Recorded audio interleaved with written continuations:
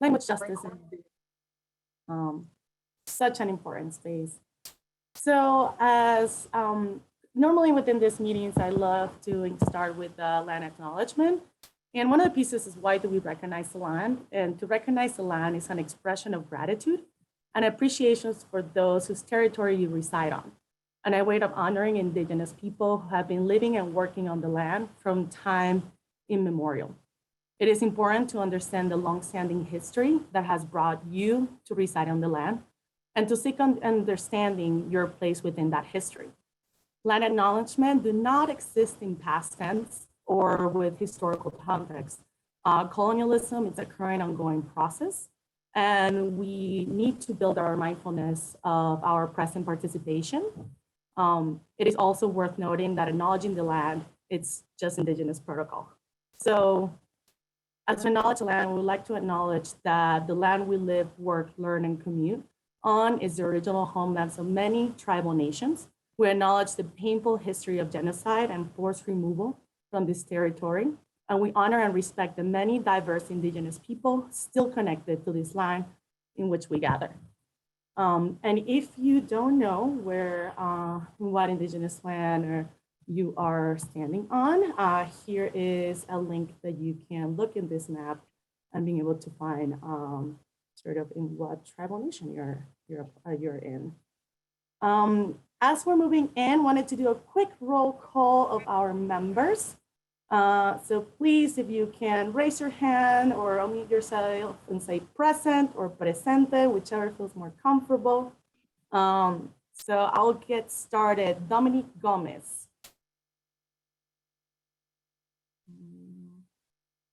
Okay. Jaime Valdez. Presente. Gracias. Kimberly Mendoza Cook. Present. Thank you. And please let me know if I'm mispronouncing your name or your last name in any way. Trying to do my best, but English is my second language, so some last names I get a little messed up.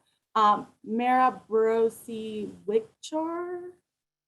Please let me know if I butchered your name. Yeah, Mara's not able to join today. Okay, Marsha Nelson. Present. Thank you. And Jonathan Asher.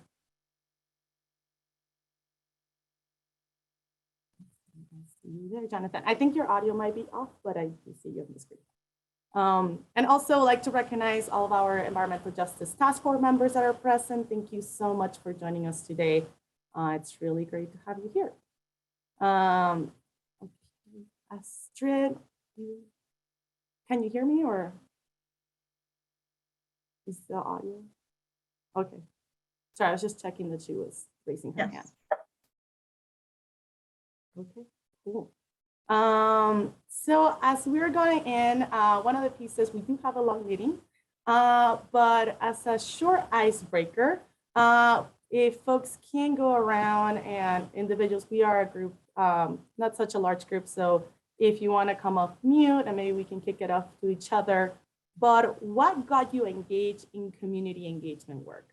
Why are you here sitting in this room with us today?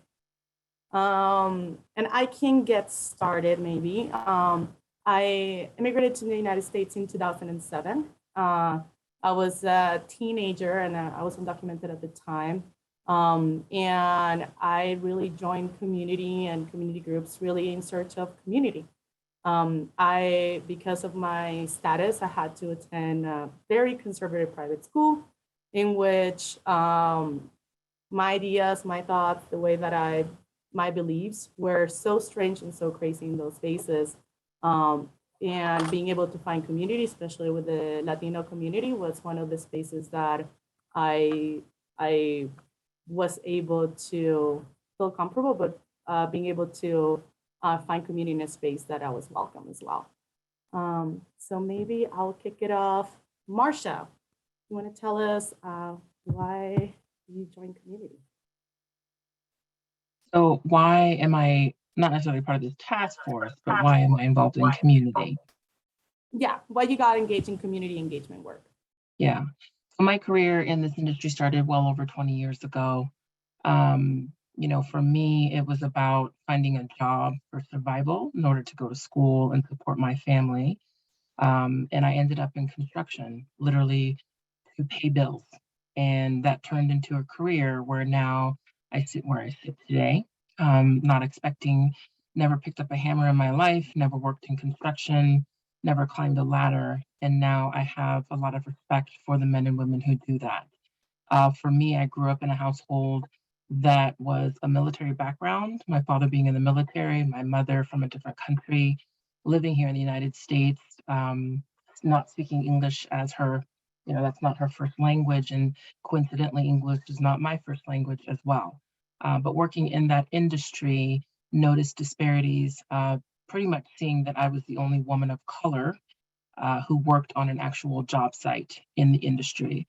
And then noticing disparities among small businesses participating on many of the projects that happen around our city in Denver, living here in Denver. And so that just turned into a lifelong goal to help support people. I think it's naturally in my blood. It's very important for me to see a diverse community and all the things that we do. And so that's why I'm here today. So much, Marcia. Who do you want to kick it off to?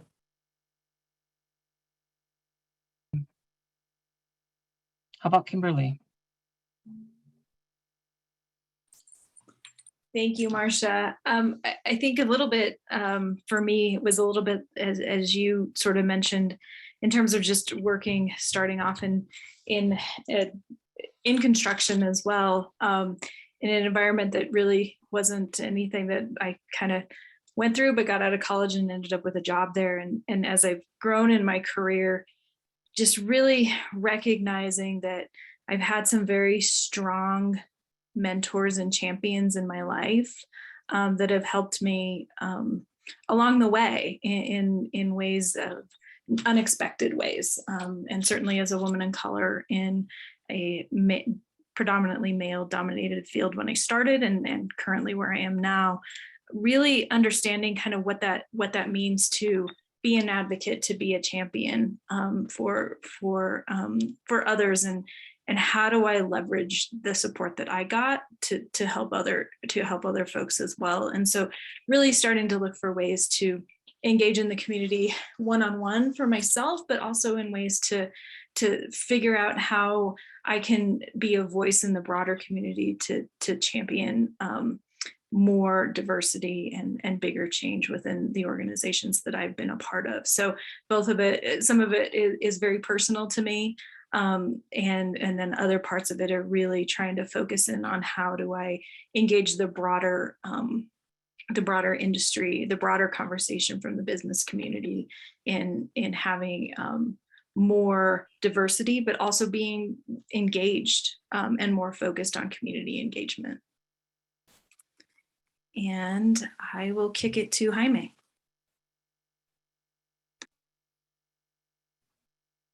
Thank you. I guess going way back, I was born to a strong single mother and into a multicultural family, including Latin American, Indigenous American, which includes Apache and Yaqui, as well as we also have on that side of my family Irish and Spanish. And at 7 years old, my mom then married into a Black family, which very quickly became my family every bit as much as my blood relatives were. And so, I've growing up as such in Pueblo, Colorado, low-income community with a largely Latinx and Indigenous community or population. I have experienced a lot of different things, including racial profiling, racial profiled policing, racially based policing, and economic injustices, and just a lot of different things that have kind of molded me as I grew up. And then as I got older, I experienced an on-the-job injury to my spine, had to have surgery and had to go on to disability for a while. And I experienced what I would describe as Colorado's very unjust workman's comp laws. And that was something that really kind of stirred something up in me, and not being able to go back to the same kinds of work. I went to college and became more aware of current events and injustices around me and things like that. And I could no longer be silent. And so a bunch of other events led me to here. I actually started out in racial justice movements, and then kind of moved on to economic justice, and climate justice was kind of a natural progression for me. So yeah, that's what brings me here. And I will kick it over to Beatriz. My son's playing with his Oculus in the background, so I apologize if you all hear him. I'm actually not on the steering committee. I'm just kind of here as a citizen, and I want to hear and be informed, but I'm happy to share a little bit about what brings me to this work. I'm actually a climate migrant, so I migrated and I grew up undocumented in this country, and a lot of my story around migration is drought. I come from a place where there's very little water and there's water scarcity, and we've been in drought for over 30 years. And I don't know if maybe a lot of people know somebody from Chihuahua, right? Or the northern part of Mexico, but you probably know a lot of us because we've been migrating for decades now because of climate change and environmental injustice and the lack of access to clean water and abundant water, right? And now Colorado is potentially facing the same future. So this is why we've been raising the flag and calling the alarm for many decades now. And here we are to continue to fight together and ensure that we all have a livable future for our kids, and that we don't have to move again, right? Hopefully we can stay in Colorado. So yeah, I'm here as a community member and happy to see you all. Thank you so much, Beatriz. And it's Chihuahua, right? Just kidding. Okay, maybe another one of our subcommittee members, Jonathan, you want to go ahead. And other folks, if you want to add it in the chat, we don't want to have you left out. So other individuals that are here, if you want to share, feel free to put it in the chat. Sure, hopefully my audio is working now. All right, good. Appreciate the thumbs up. It was loud before, so I'm hoping that was the technology being smarter than I was and blocking it out, but I appreciate it. Yeah, I attribute kind of two things to getting active in community engagement for me, and probably a culmination of, I guess, three things. One, growing up in kind of the mountains of Colorado, continually being, surrounded by the outdoors, and growing up and running off, as probably too much of a free roaming child into the open space behind our house, and just getting lost for hours, pretending, to just be out in nature and just running around and enjoying it. So I had a very close tie to nature growing up, which got me involved in environmental work, and particularly natural resources work. And then my mom is within the disability community, and have just long seen and experienced her struggles with justice and access to everything from the resources to just the respect that most of us enjoy and can take for granted. So that has been a long motivator for me in terms of being involved in community engagement work, but also kind of the public sphere. And then lastly, grew up listening to punk rock and alternative music that was very politically motivated, and that gave me a lot of chutzpah at times, and times to whatever. Just it was a positive model for me in terms of kind of seeing people who otherwise didn't have a lot, being able to just say to those who did, that they still deserved respect and and attention and a seat at the table and a place in the room. So I would say those were kind of three things that were influential for me in terms of growing up and getting involved in doing public sector oriented work. And I think for the subcommittee, we have Dominic left. Would you like to share, Dominic?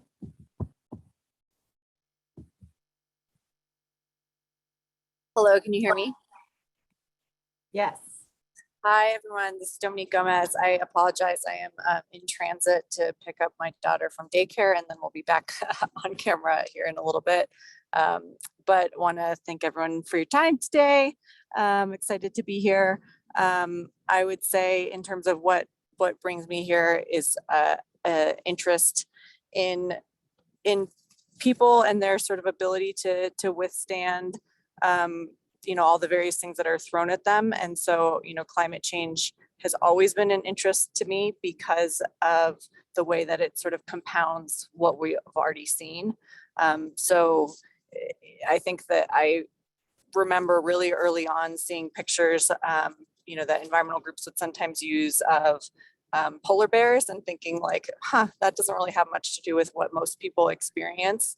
Not that polar bears aren't important, but the people who already have hard lives, their lives will be just made harder by climate change. And the people who are able to separate themselves from all the hard things in life already will be able to separate themselves from climate change. And so that's what I think is most sort of interesting and what's most motivating about this work is how we can try to change that and make sure that this is a problem that we all work on together and particularly focus on those who will be most impacted by it and who have usually done the least to cause it. So I don't know if I understood the prompt since I had to join a little late, apologies, but very excited to be here today, and I'll be back on camera here in about 15 minutes. Thank you so much, Dominique. Really, you did it just right. So you got the prompt right. Well, thank you so much, folks, for sharing. And as I mentioned, if anybody else wants to share, feel free to put those pieces in the chat.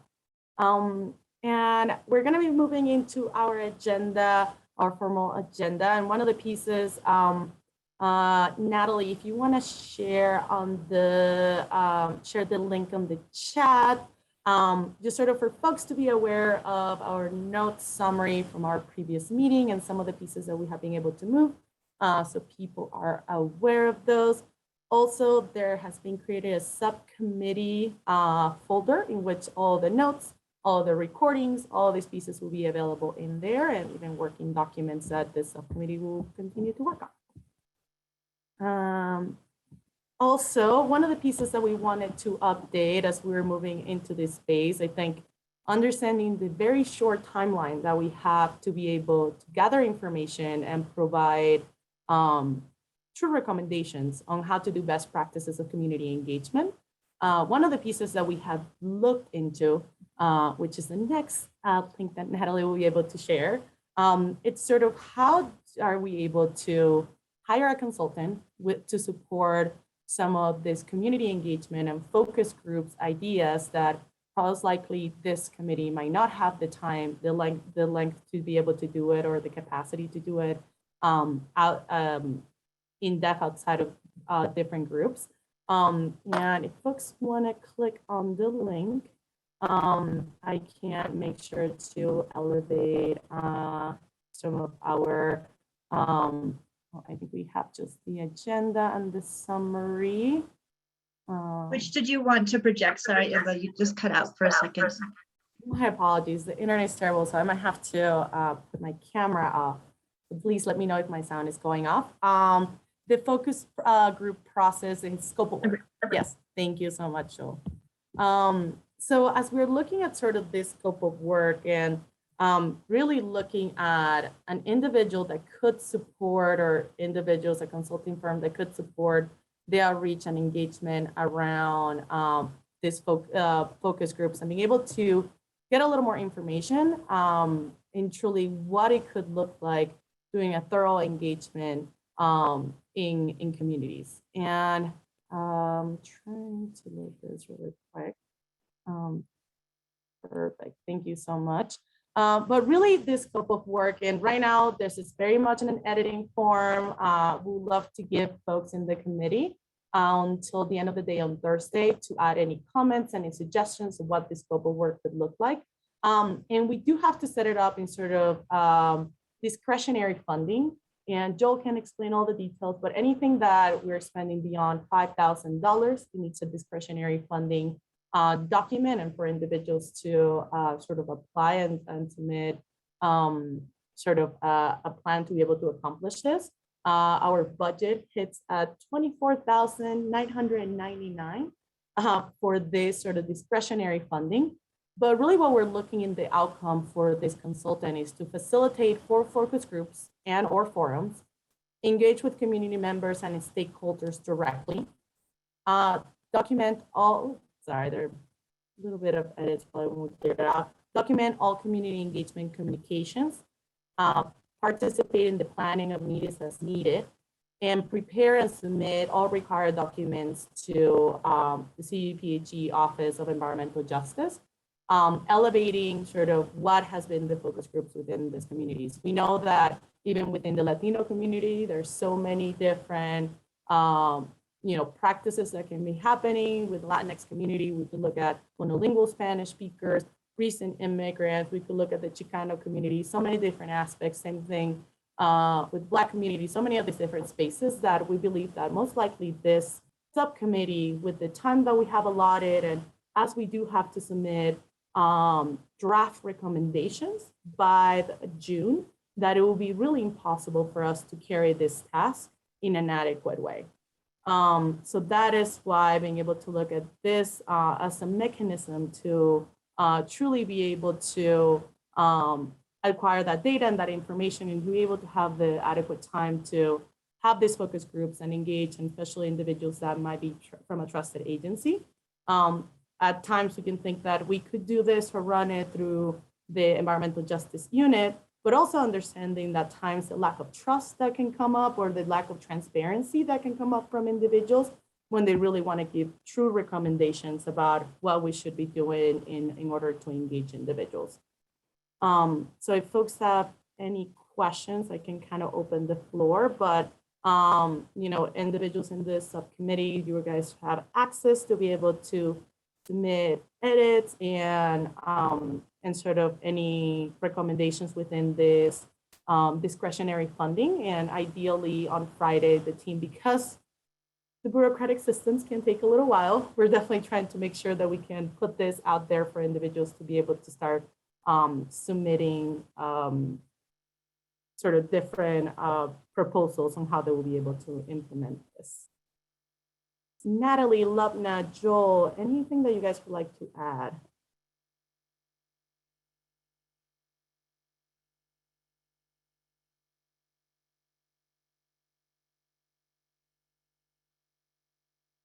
Okay. Seeing none. Anybody have any questions on subcommittee members? Marcia. Yeah, let me put my hand down before I forget to do that.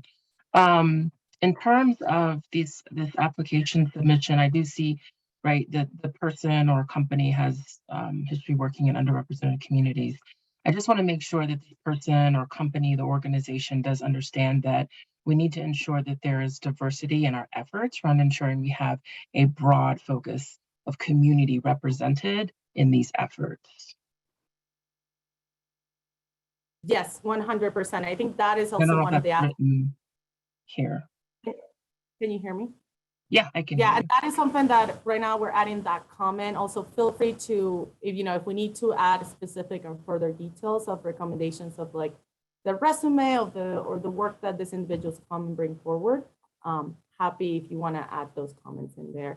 But yes, that is something that why we didn't want to take it on of one individual, because I think being able to have either a consultant that can have a diversity of engagement and outreach within multiple communities.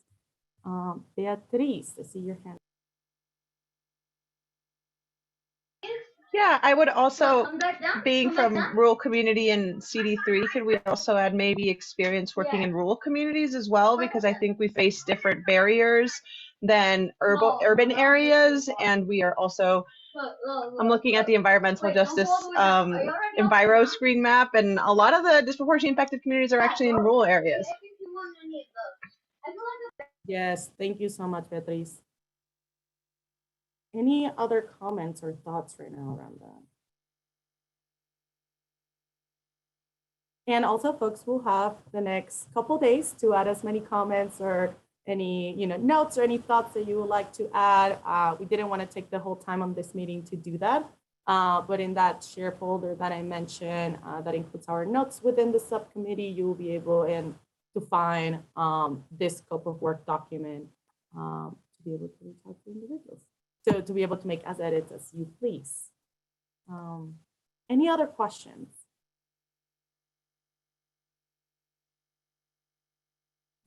Okay, well, without any further ado, one of the things is that as we're looking to these spaces, we definitely can have conversations and discussions amongst this group of the best practices of community engagement.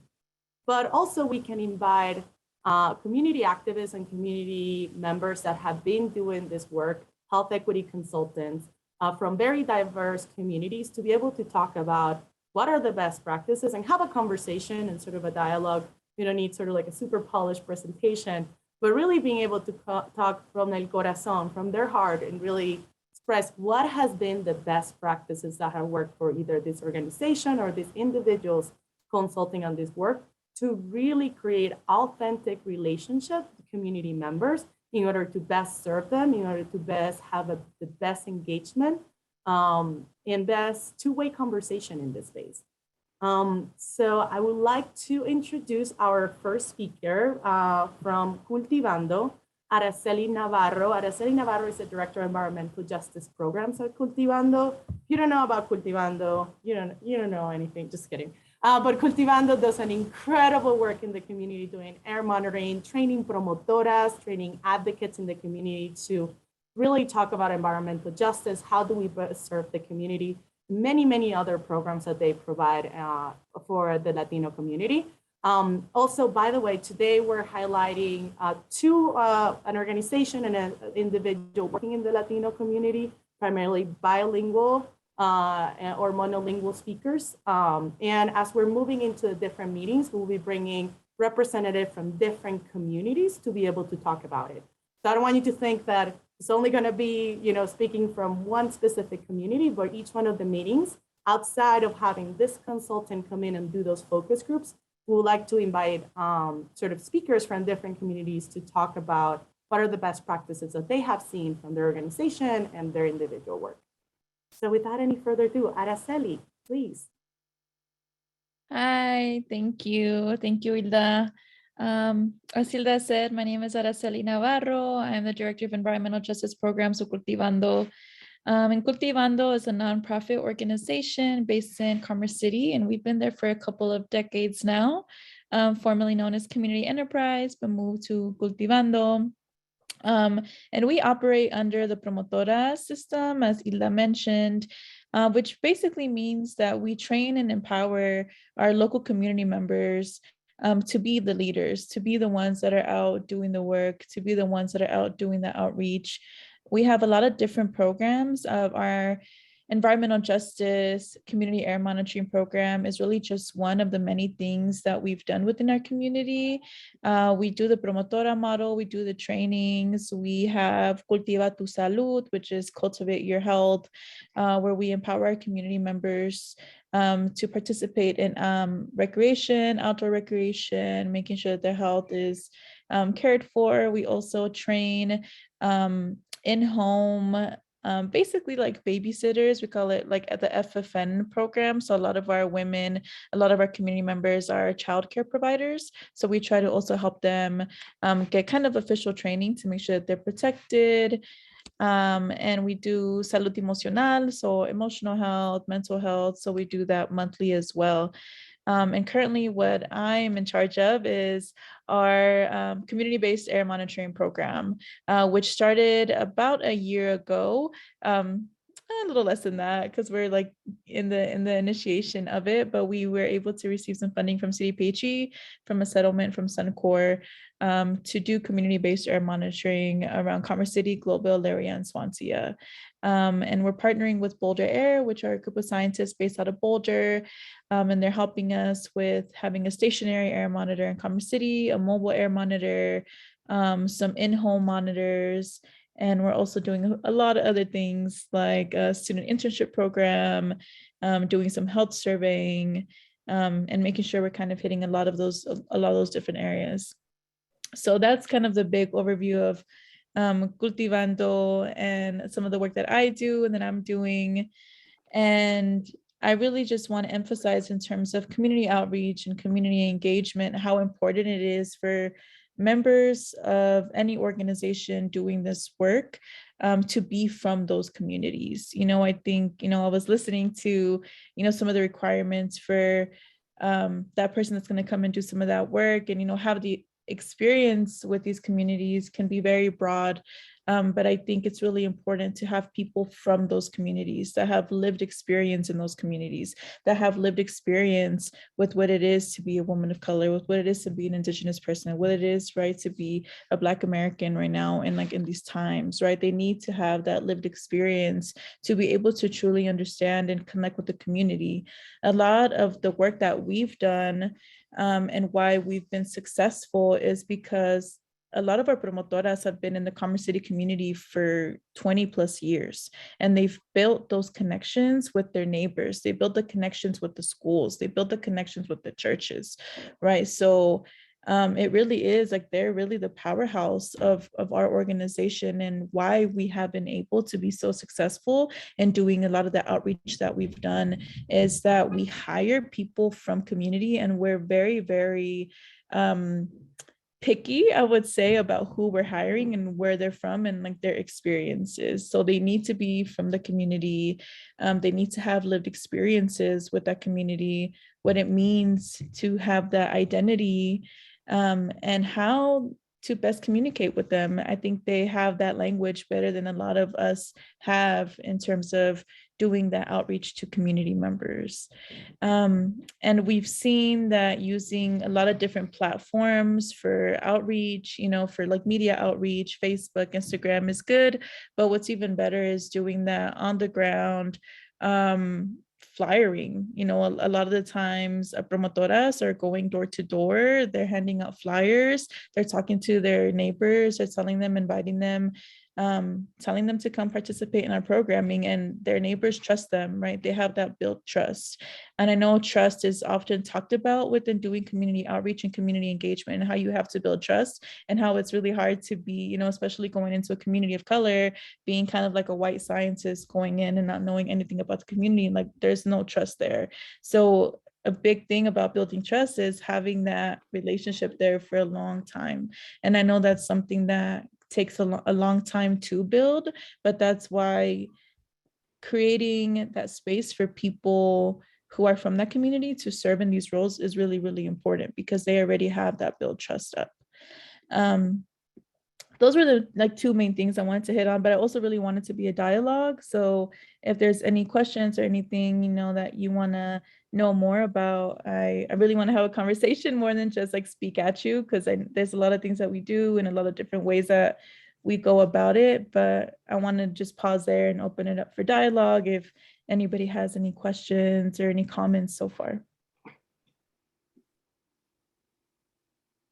Yes, opening it up to the subcommittee members, if there are any questions. If not, I have a few kind of prep just in case. Kimberly. Yes, thank you so much. That was really, really great information. And I love when you touched on building that trust and being part of the community. How would you, from a government perspective, in terms of the government in incorporating best practices in community engagement, what this group is doing, and then ultimately what CDPHE and other government agencies are going to do in terms of requirements for permits and those types of things, what would you suggest in terms of helping the government sort of look at ways to create and establish that trust, and then ultimately making sure that as they send, others out to do this work for permits and things, that they're reaching the appropriate community members in order to make sure that everybody is getting feedback from the community. Yeah, those are really good questions. And really what I would recommend first is thinking about the hiring practices that comes from governmental entities and agencies. It's often very much under like a white supremacist. That's a broad statement, but I really want to be candid that sometimes, we're requiring master's and graduate level degrees for some of these roles. And a lot of our community members oftentimes don't have those things, right? Because access wasn't really given. I know for myself, I was a scholarship baby and I was able to achieve these degrees, right? Because I was very blessed and fortunate to be able to have that funding to do so. But a lot of our community members who we want to be in these positions that are doing that outreach for the government should be people of those communities. And oftentimes there are certain barriers that don't allow those things to happen, right? So those hiring practices to happen. So I would say like that is one thing. In terms of, more engagement, for example, Natalie and Joel and I were partnering to do a community workshop that's only for Spanish speakers, that is focused on the Commerce City area in regards to Suncor's fence line monitoring proposal and draft. So there's, the community hearings that are going to be happening on the 9th and the 12th. And before that, we wanted to make sure that the community members have a chance to really learn and engage with the material and what the draft is proposing before they even go into those spaces of like the public hearings and the public comments. So I think taking a step back, governmental agencies also need to recognize that there's a lot more education and outreach that needs to happen before opening it up for comments, right? And engaging community in that way. There needs to be a lot more education and, partnering with local nonprofit organizations within the community that's being targeted or the community that you're soliciting comments or feedback from is a really key, a key move.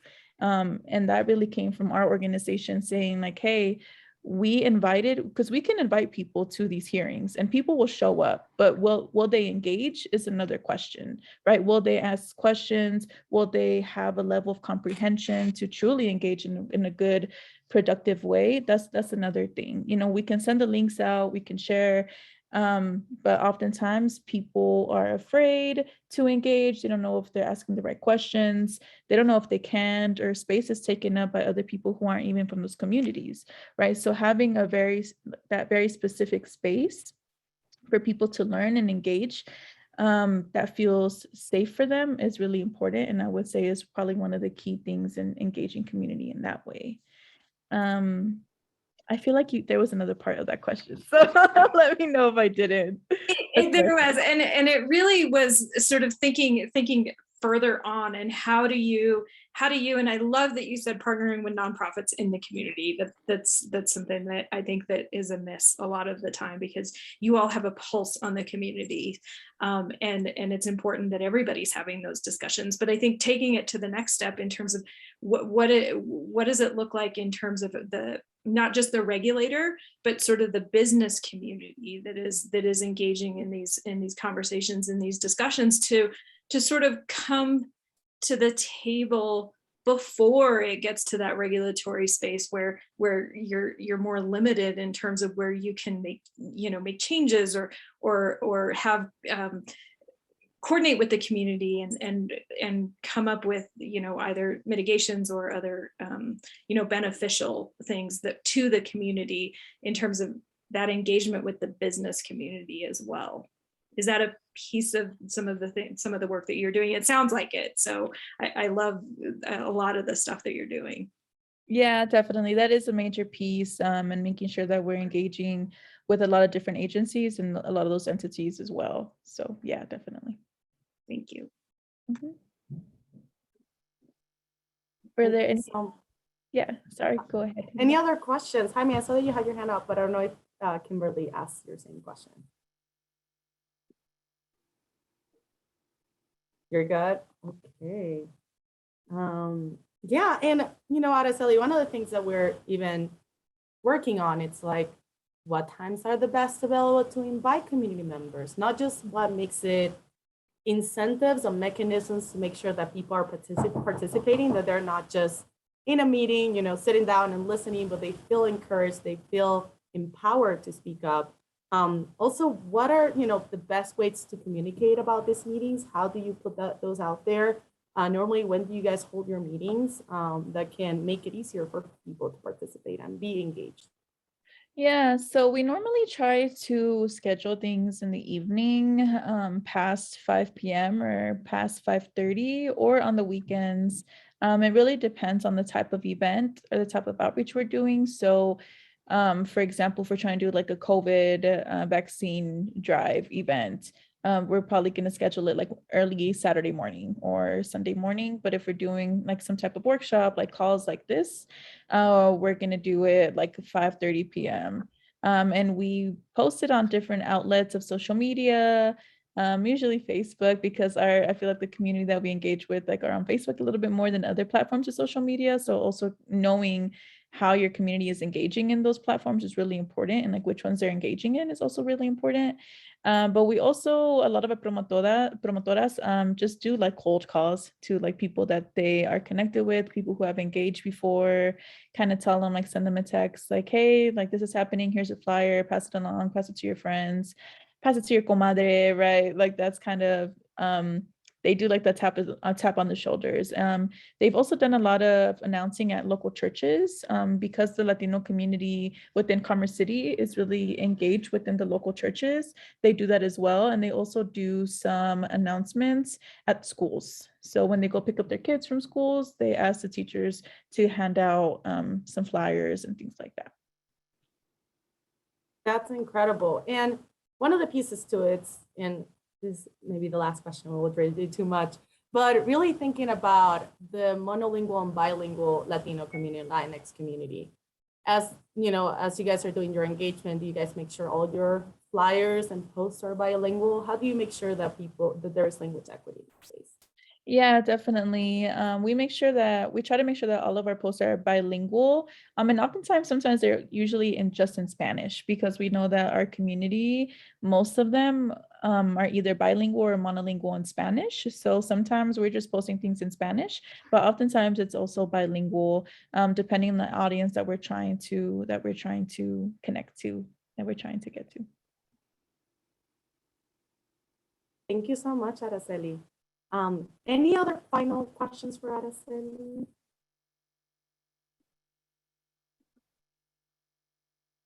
Beatriz, I see your hand.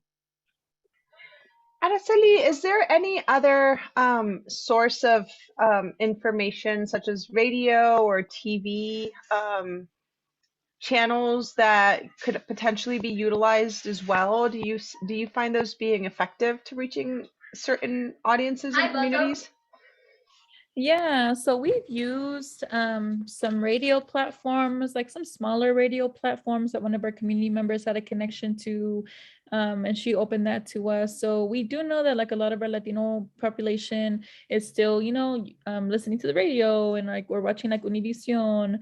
It is kind of harder to get things on TV, especially being like a smaller nonprofit. That's not really in the budget, right? To like try to get that in, like in a commercial or anything like that. But we do try to get some media coverage on some things that we're doing, and trying to make sure that we reach out to like those like Spanish speaking channels, like Univision, or like the main ones that like people are watching. So yeah, we do some radio and some TV, but it's mostly like TV. I would say it's mostly like media coverage that we try to get. And radio is when we're trying to like promote something big. But just, thinking about the limiting capacity within our budget of a nonprofit, like sometimes that can get hard. Thank you so much, Araceli. And I think sometimes it takes a little longer to get approvals on like PSA, public service announcements, to make sure, because those can be, exempt if you're a nonprofit, but I know sometimes they can take a little bit longer. But, if we're putting longer, like previewing meetings earlier on, within 30 days ahead of the meeting, that can be a possibility that, that can work a little bit easier and it's a little bit smaller budget. Yeah. And one thing that Any- we also try to do that also helps is, partnering with other organizations and making sure that those organizations are also promoting them and their, like their listservs or their sites as well, like that cross promotional between our partnerships too.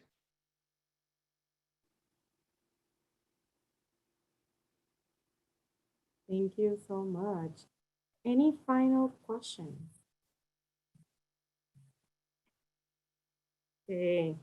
Thank you so much, Araceli, for your time. I really appreciate it. If you don't mind, I can share folks your information or your email if they have any follow-up questions. But really appreciate so much the work that you do, and especially training promotoras and providing those resources to the monolinguals and bilingual Spanish community. Thank you so much. Thank you. And now I would love to introduce also Julissa Soto.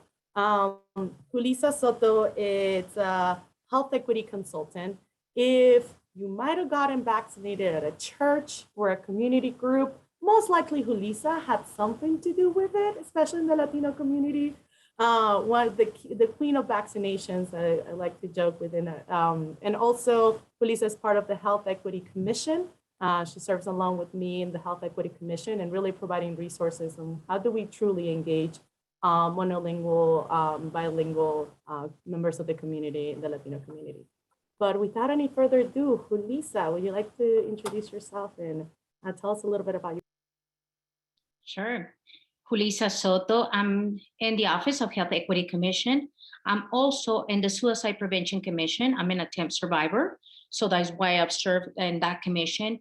Latinas have the highest rates of suicidal, but no one is talking about it.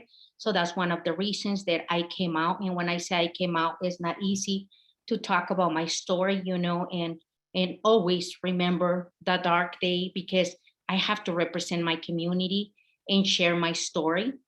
I got diagnosed with depression and anxiety clinically, and it was just a dark day. I came here 23 years ago. I was born and raised in Michoacán, Mexico. I was born and raised in Uruapan, Michoacán, Mexico. So I'm Mexicana 100%. I was not raised here. When I crossed the border in the trunk of a car. I never thought that God was going to be extremely good to me. So I came here uneducated, didn't speak a word in English, and I did cross the border in the trunk of a car. So I was undocumented for many, many years. I remember crossing the border and being in the trunk of a car, wanted to be the leader that I am now, right? And asking God, help me be the leader, help me do this, help me do that. But they say, be careful what you ask for, because God has given me more than sometimes what I can handle. Now I am the queen of vaccines. So I'm like, oh, I have to live to it, So it's not that I can relax one of those days, because I can't, when you are a leader, you don't turn it off. You become a leader forever. And I'm like, how do I have come so far to go back? So I am here. Every day I'm scared, making decisions, going against systems, going against CDPHE, government agencies that don't understand our communities. I'm also the Vaccine Sunday ambassador for Immunize Colorado. So what that means is that I created a program with every Sunday I'm at a different church preaching, but at the same time talking about vaccines, not only making the announcement, but I do memorize the homily of the day. I'm a Catholic, 100% Catholic. That doesn't mean that I'm the Virgin Mary, okay? I'm wild, I'm an extrovert, I cuss, but I do. I'm a woman of faith. So I memorize the homily, and then when I speak, I preach and combine vaccines with health and the homily of the day. So I also work with the Gazette newspaper. I work with the Centennial newspaper, with La Voz, with Univision, Telemundo. I create my own PSAs and my own commercials and get them out there. I also have a team of promotoras. I was a promotora myself when I started this career. I'm also a national lifestyle coach trainer. I used to be an NPC competitor. So I used to be the national physique competitor, basically a bodybuilder. So I was very much into nutrition and exercise. And when COVID started, I remember saying, I don't want to be part of the vaccines because you will have to combine vaccines with politics. And I know my character. I have a very strong character, and I know I was going to go at it with systems that don't understand my community. Check this out. The governor just announced that COVID, release everyone from face mask and everything, but we still 41%. So screw the Latinos. The whites have been vaccinated. It's almost 90% of the white who has been vaccinated, but us still 41%. So can somebody explain to me, we're talking about equity and we see the inequities and still everyone is saying we're almost done with COVID. So my job is to say, no, mijita, no, where are you going? Back, you need to be back over here with me. We're at 41%. And I'm not going to allow that to happen. I'm not going to allow vaccine to stop. I'm not going to allow anymore that people don't see us immigrants, because I'm an immigrant myself, right? And my first language is Spanish, and it's not that I don't have passion for other communities, but that's who I represent. I was there once upon a time. Now, because I have these big titles, I'm still Julissa from the block.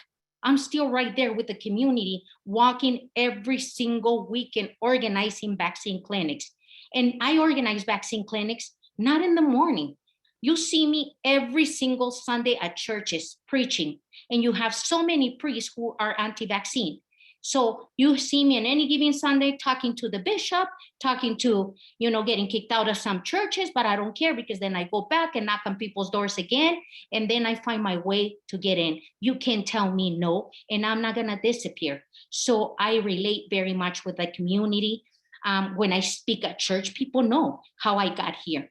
People know that I crossed the border in the trunk of a car. But now I'm a completely different person. I speak the language. I have my master's in public health.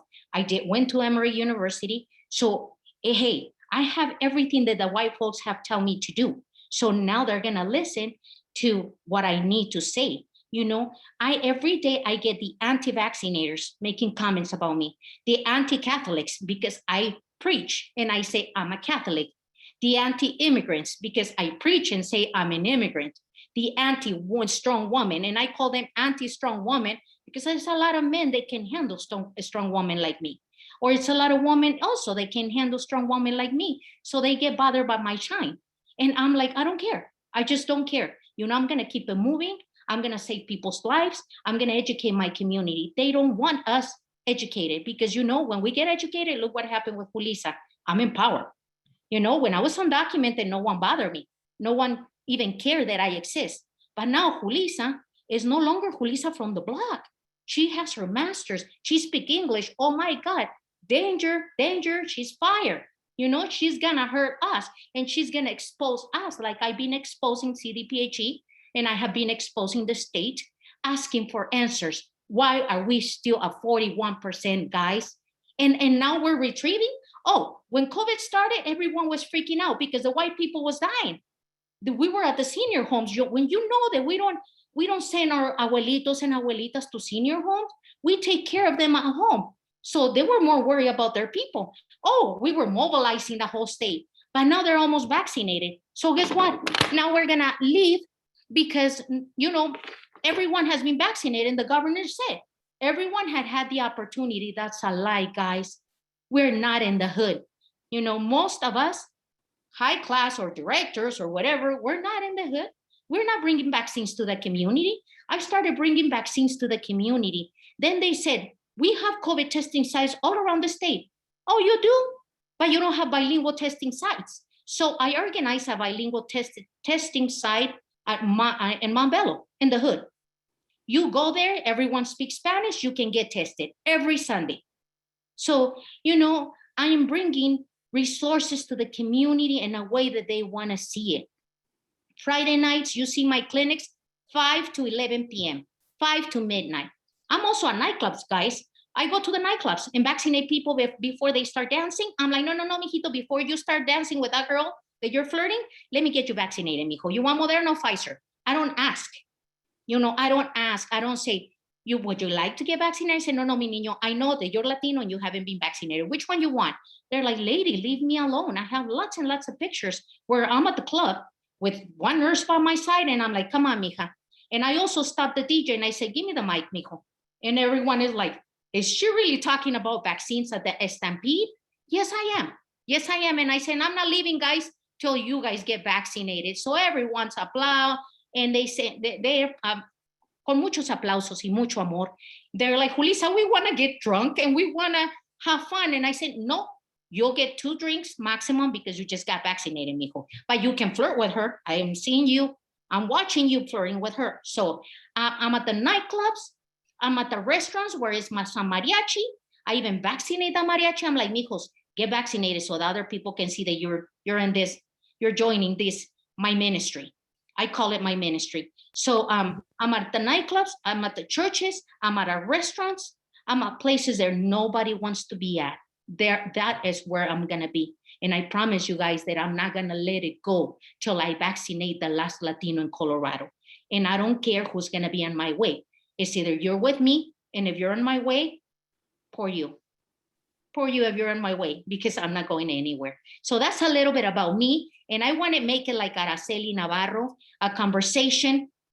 Cultivando does great job. Does a great job with everything they do. They're in Commerce City. Julissa Soto is in Colorado.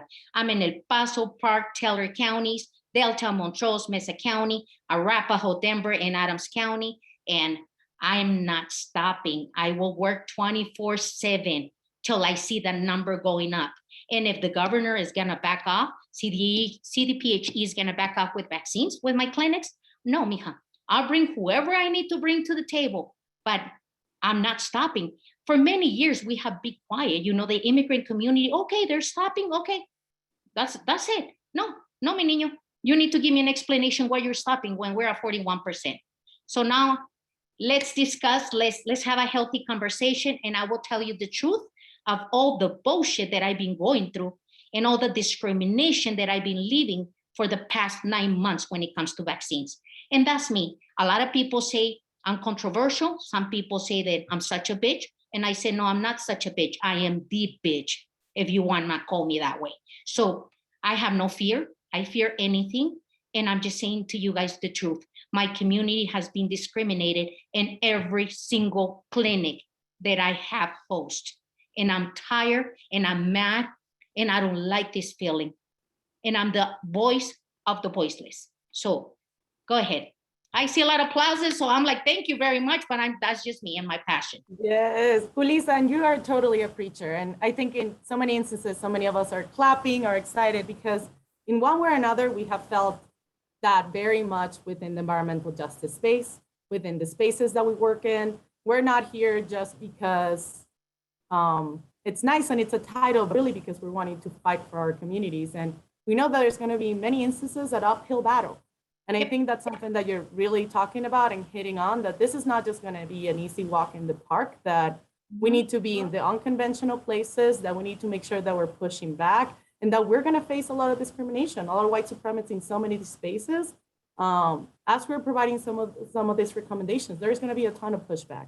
Yep. But subcommittee, any questions that you like to ask before? Or comments?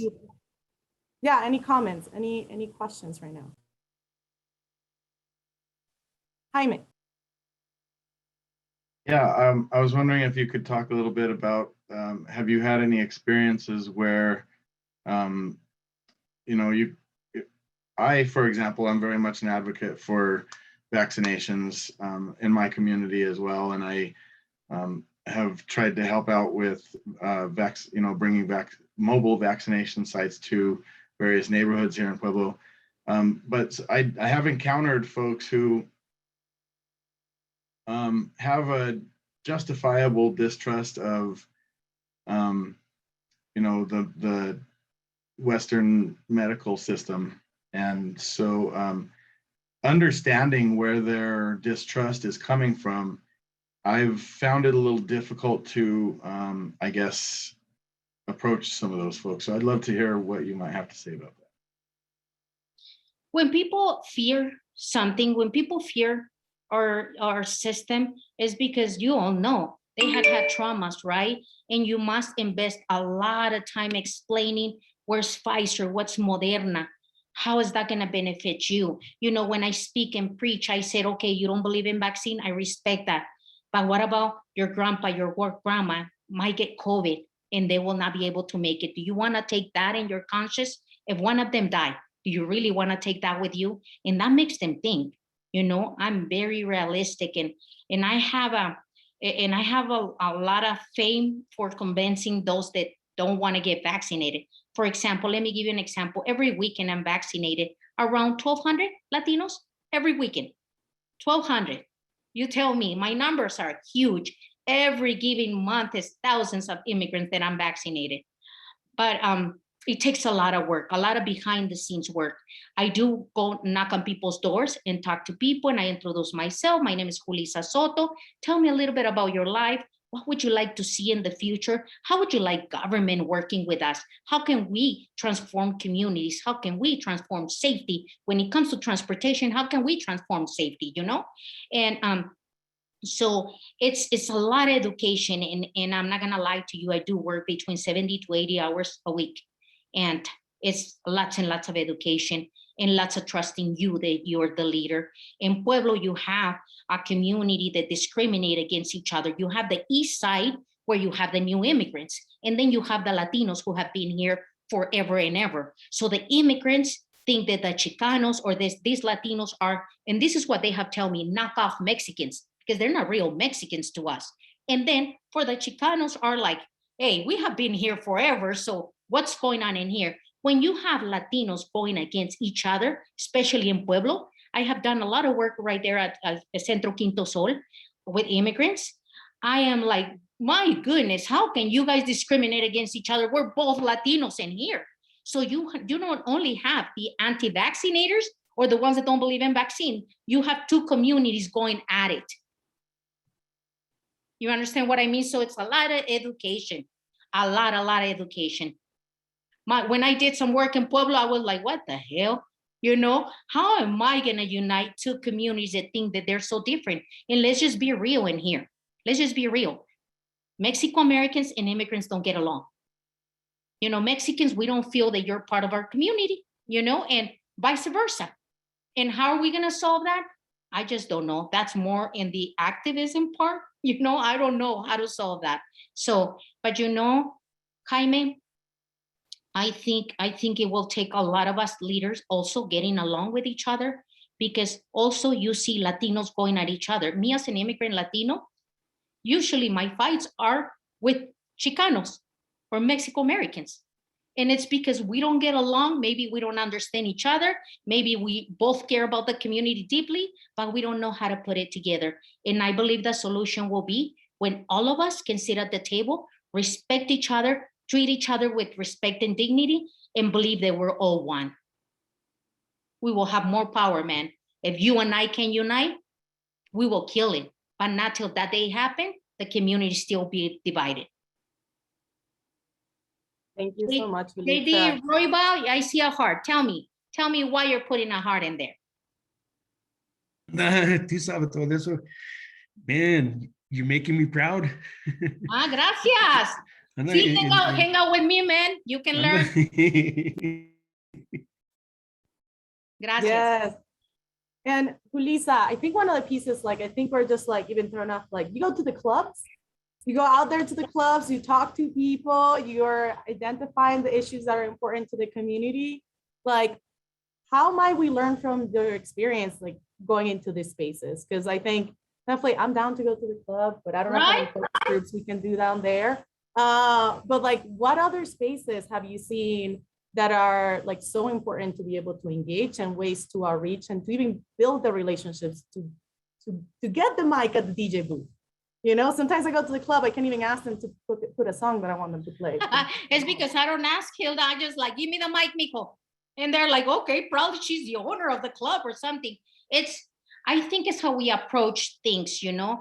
And I'm a very, I used to be so insecure, believe it or not, guys. I used to be very insecure because the white folks got me really scared once upon a time. When I was undocumented, I couldn't speak up. Now I'm a US citizen. What they're gonna do to me? Deport me? No, I'm a naturalized citizen. But I used to be very insecure, but now that I'm so secure, and I just go and I don't ask for permission. Like, for example, this past weekend, I was at Walmart in Brighton because I was at San Augustine Church in Adams County. So my team was like, Julissa, we need to get permission to be here. And I said, since when we're gonna ask for permission? If we ask for permission, they're gonna tell us no. So I said, one of the promotoras, you're gonna put some flyers in the cars. The other one is gonna come to me as soon as people got out of the Walmart. Then we will catch you, give you a COVID test kit for you to take home, but we also give you the flyer and invite you to our clinic. And I was like, mijo, come here, let me invite you to my party. And they were like, oh, you're having a party? And I'm like, yeah, I'm having a vaccine party, so come on. And they're like, oh, come on, lady. I'm like, it's a party, man. It's a party. You watch. I have very beautiful promotoras. Come and check them out. And they do show up. And I'm like, it's just having that energy. And I'm a strong believer that I'm not gonna ask for permission. I'm gonna say I'm sorry, but I'm not gonna ask for permission because you have denied permission for past 20-something years. So why should I ask for permission? So I think what we should all learn from this is that be a go-getter. Don't let nothing stop you, and don't be afraid. I know a lot of you guys, if you do what I do, you will lose your job. You know that. But that's why I'm an independent health equity consultant, because no boss could handle me. I was always on performance improvement plans. I never knew what was that till I was always on probation. I'm like, mijo, keep writing me up. You can clean your back with that, because being in probation is when you have a PO officer. I don't see a PO officer around here. So your performance improvement plan, you can keep it.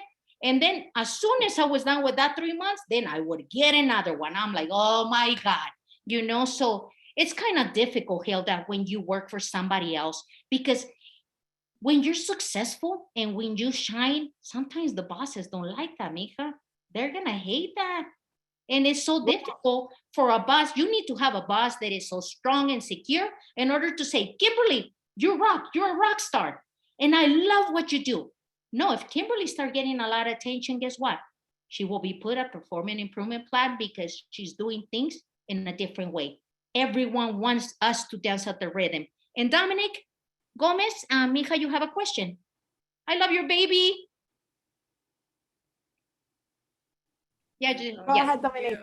Thank you. Yeah, I love your energy. And yes, thank you for this is Dolores after her great grandmother. So my question is, you spoke a little bit about, the bishops or the priests being, anti-vaxxers, et cetera. I guess I'm wondering how you think about how much time to spend and energy to spend on sort of the community leaders and convincing them and, influencing them, engaging them versus going to, the congregations, the people themselves. Because to me, it seems like often the community leaders have a really big influence. And so maybe they're worth more time, than any individual, but just wondering how you think about that. And thank you for all your energy.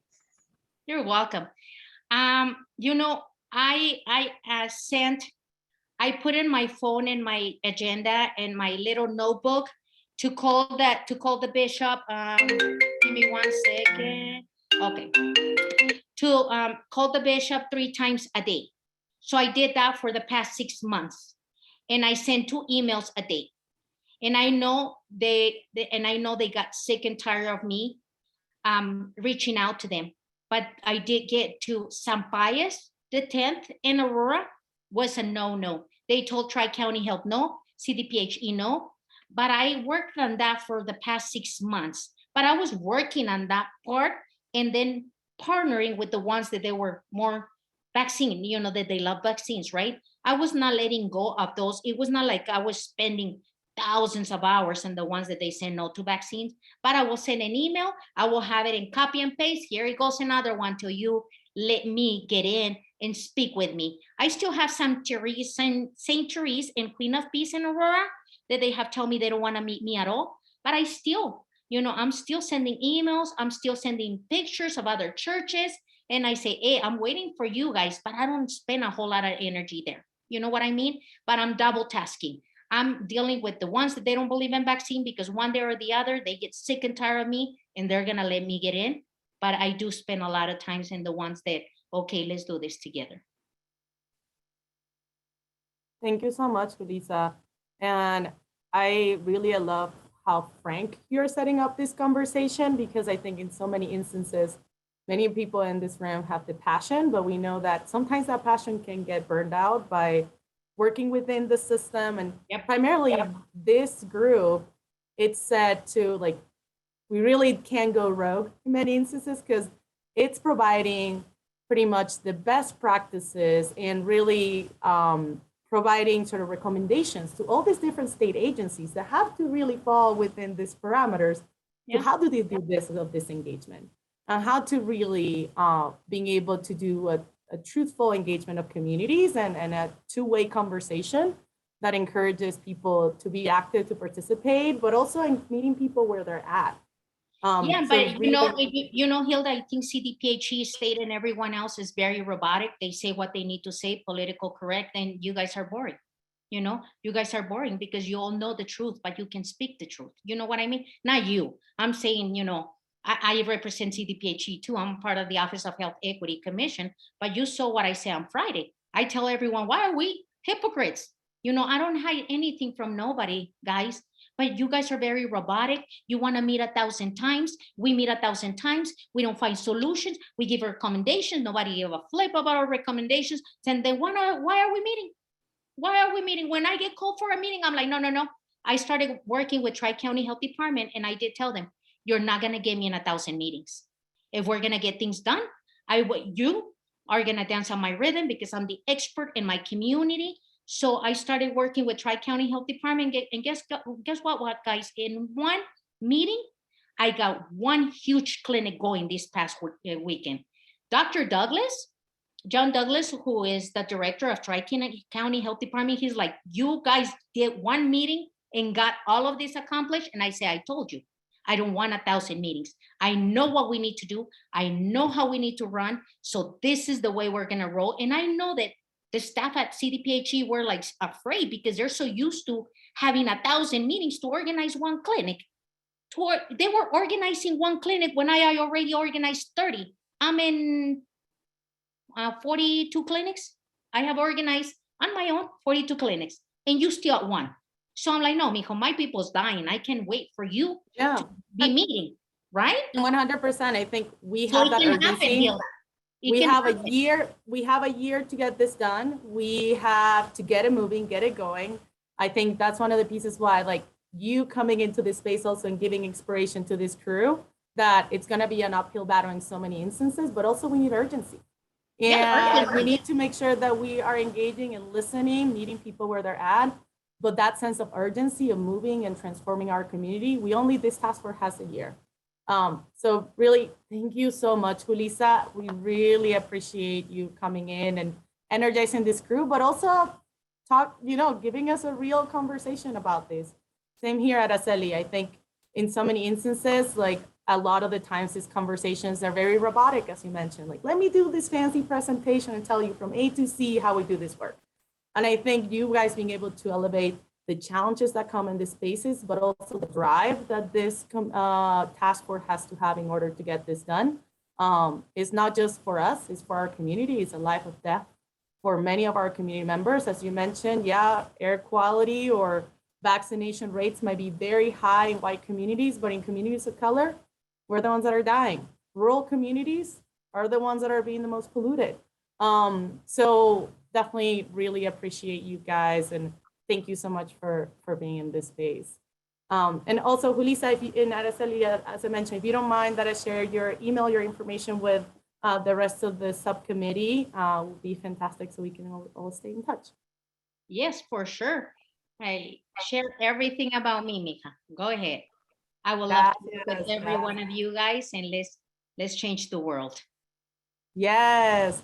And with those words, we're going to be doing a little bit of an edit with the agenda. We're going to go into a break. Maybe if we can do a 5-minute break. We just want to make sure that when we come back at 6:30 starts public comment.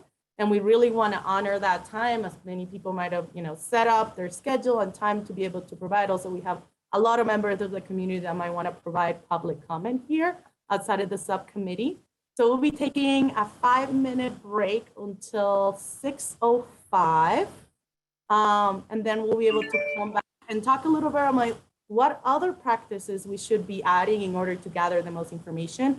What other speakers, who else do you know in the community that will be able to really bring that feedback and information? We have a little spreadsheet to share. And then we're going to be talking about times for our subcommittee and best times to meet. Because as Julissa mentioned, she's like from 5 to 11 p.m. You know, you got to meet community where they're at. I don't know if we're all going to be meeting until 11 p.m. I might be at the club with Julissa, but making sure that we can create the best space for community members to participate. So I'll see you guys in 5 minutes. And thank you so much, Julissa and Araceli. Really appreciate you both. Thank you, thank you. Now I can leave? Yes, feel free. You guys are welcome to stay, but I know it's late in the afternoon, so you're welcome to step out. But thank you so much. Thank you, guys. An honor to present to you guys. Thanks, and honor is ours. Okay, guys, see you in 5 minutes.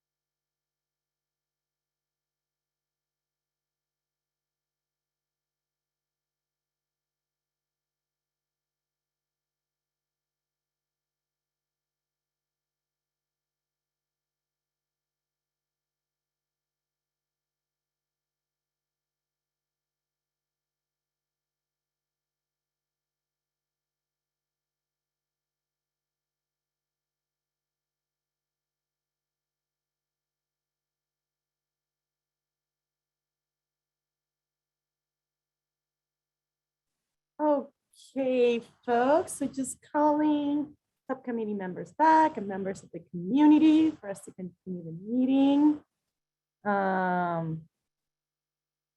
Perfect. So thank you so much, and really want to appreciate this group, because as you heard recently from Julissa, it's going to be an uphill battle in so many spaces, and we might feel burnout, and it's being able to meet community where they're at.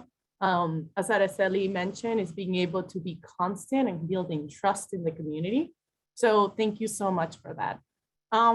As you guys saw, we brought a couple of speakers today, and they were primarily from the engaging in the Latinx community in monolingual and bilingual spaces.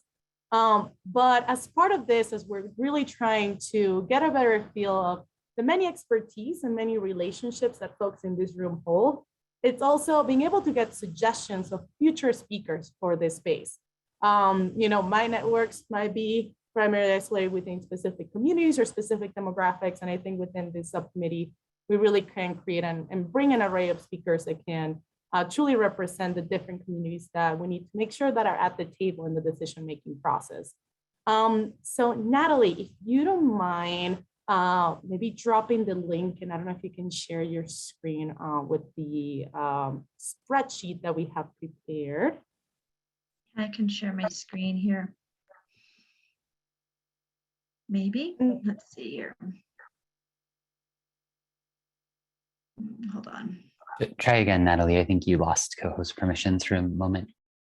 Okay.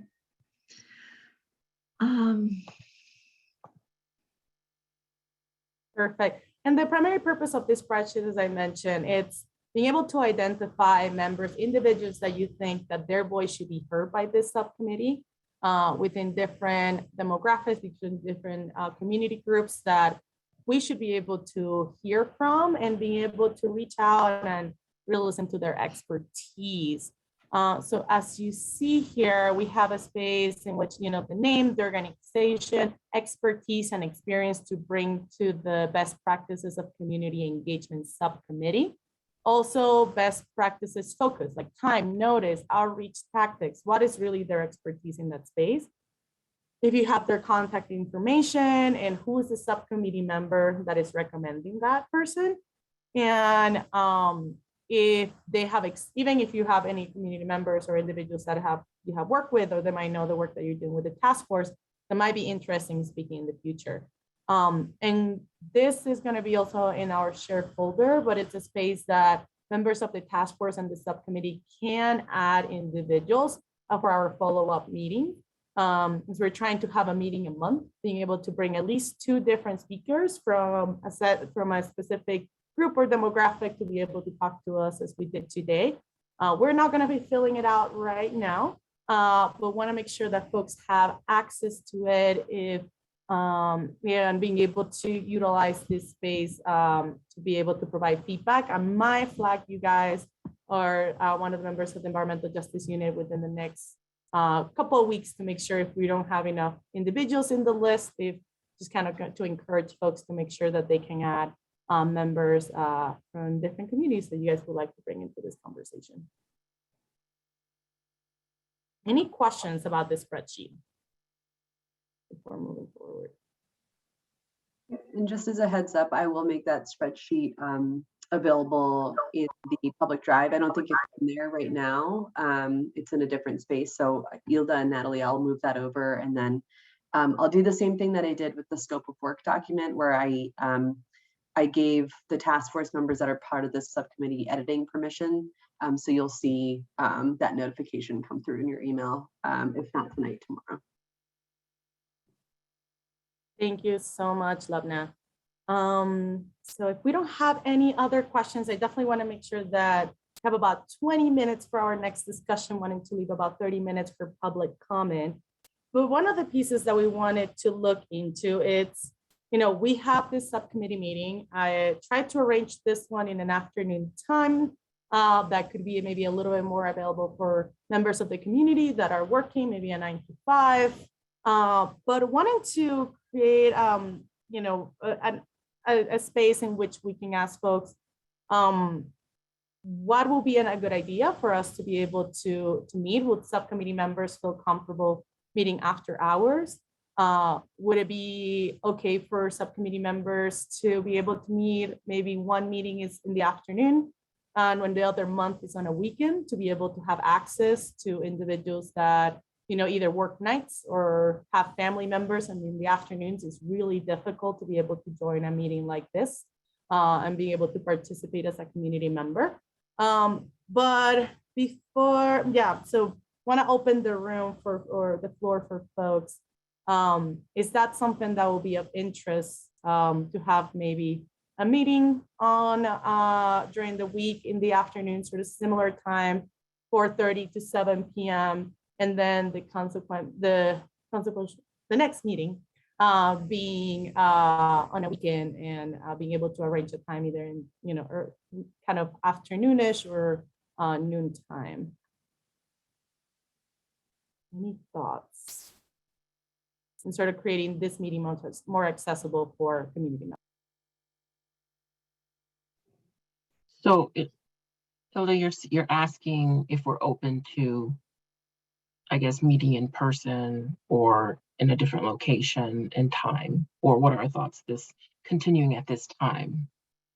I think it will be being able to create kind of two spaces, being able to maybe every other month, being able to do it in the afternoon. I think for statewide outreach and engagement, as of now, I think soon we're probably going to be able to have more open traveling for the subcommittees, but being able to have them on Zoom still.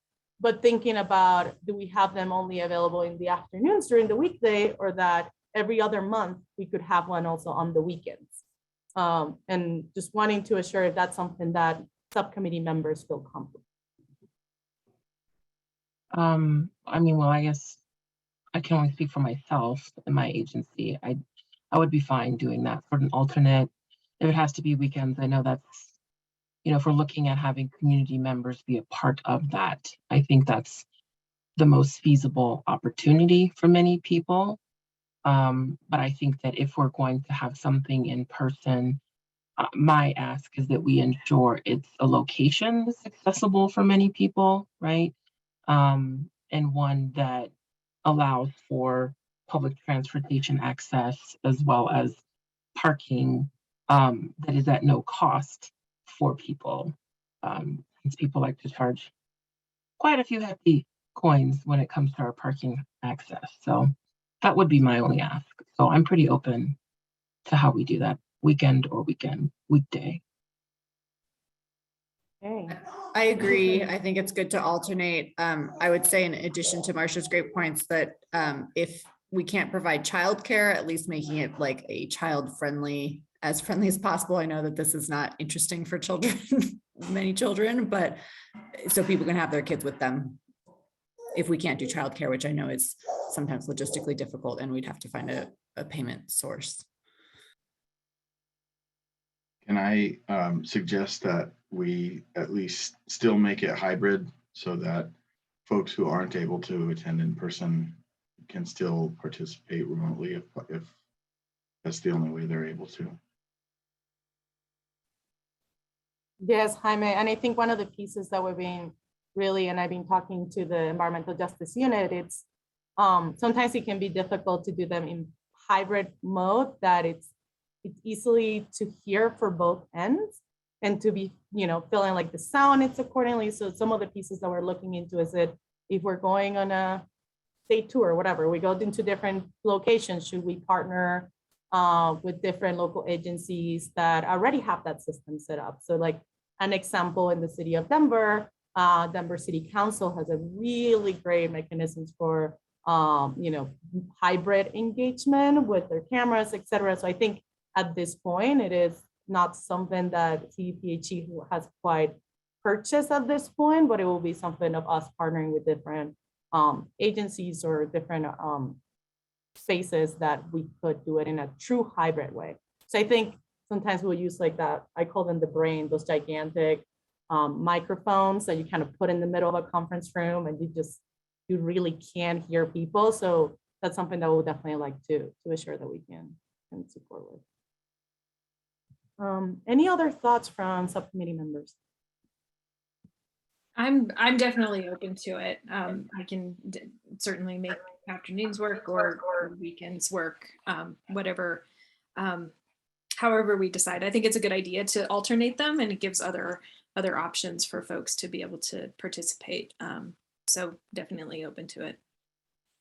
Perfect. And in the spirit of Robert's rules, then maybe I can make a motion as we're moving into follow-up meetings, being able to have one of our meetings being on the weekdays in the afternoons, and the follow-up month being able to be over the weekends. Do I have a second? I guess it's a odd motion. Second. Okay.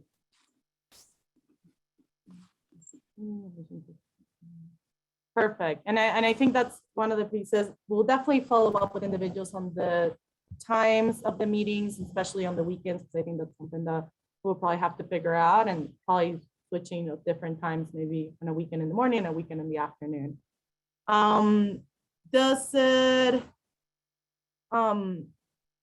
Do community, I think one of the pieces that's really interesting, especially in community meetings, and we have seen it in local government, like for example, city council meetings are every Monday.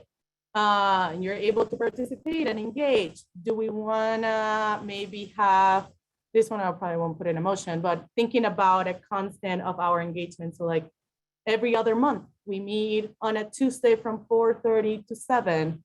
And on the, and then we meet the other, it's like the first, this is like the first Tuesday of the month. We meet during the week, and then the following month, it's the first Saturday or Sunday of the month. Like, do we feel comfortable with kind of like having a pattern to our meetings that community members can feel comfortable and know, like, oh, if I want to join the subcommittee meeting, this is kind of around when it will be. So rather than them being not really having a pattern and being kind of spread, and community members having to like get into the website every time. Is that something that people feel comfortable? I think that's a good move. To have consistency around, I think the discussion around what makes sense, right? The day of the week, the time, have consensus around there, but ensuring that it is consistent. Having it too sporadic just makes it confusing for everybody. So I would agree with that. Perfect. Any other thoughts around that?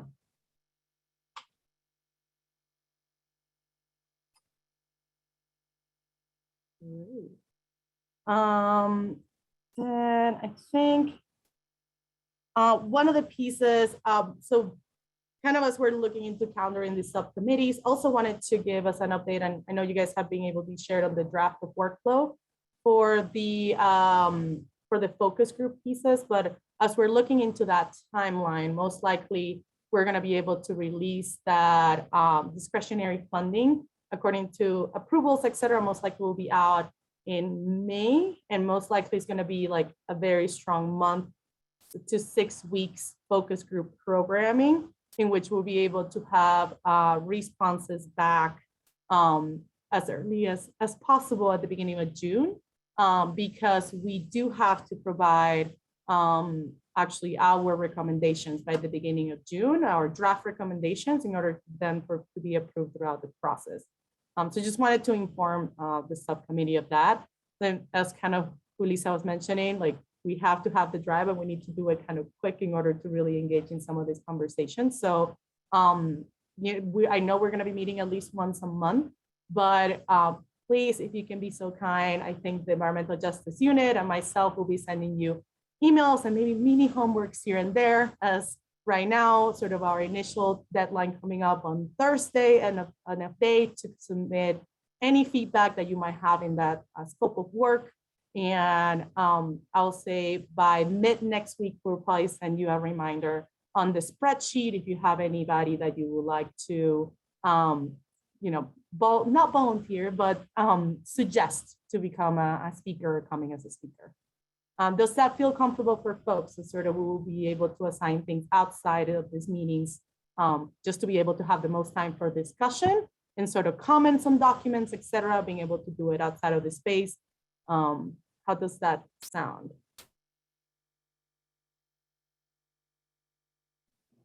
Good.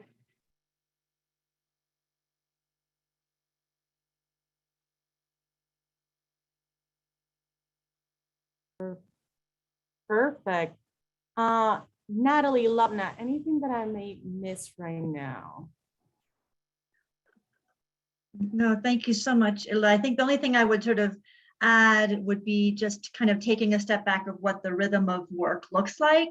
And I know it's a little different than maybe where we were at our first meeting back in January, but here we are on the beginning of March. So I think our hope is that we could put out this scope of work and for the consultancy to conduct focus groups in March. The focus groups could actually convene and take place in April, May, and kind of putting us back where we envisioned we would be at our first subcommittee meeting, that we would be drafting, the subcommittee would be drafting recommendations as early as June and then revising those in July. So I mean, and with each round of meetings of the Environmental Justice Task Force, as well as the subcommittees, that timeline will become more refined. But I think, Lubna, please jump in if I'm off, but I think we're aiming for beginning to start sharing and drafting those recommendations in June, revising in July, and then there's putting the work of the subcommittees together into that final report is the sort of remaining months, looking at the mid-November deadline. Okay, I got a thumbs up. All right. Yeah. Thank you so much, Lubna. Sorry, go ahead. Sorry, thank you so much. I was just gonna say with that, like June, the draft recommendations by June, we're already thinking about writing them in like May, so just kind of like really thinking about when we're going to get to work. And I feel like, in thinking about the focus groups, and I think that's kind of like, that is the time where we're going to be drafting the recommendations. Like we'll want to share them back out to the full task force and with, any other partners that need to review them in June. That's kind of like our goal for drafting. So. And if it's okay to add, I think we've tried to reiterate this during a lot of sort of full task force meetings, with the reason that we're trying to get, sort of a draft of not a complete beautiful write-up, but ideas on paper in June is not just to kind of refine them and have a lot of time to go through them, but it's really to get public comment. It's to have enough time for maybe multiple rounds of public engagement and input. So it's, we know it's an early deadline, but that's so that you all can get the input you really need from the public. And with the focus groups, we are really hopeful we'll be able to meet our kind of ambitious fiscal timeline.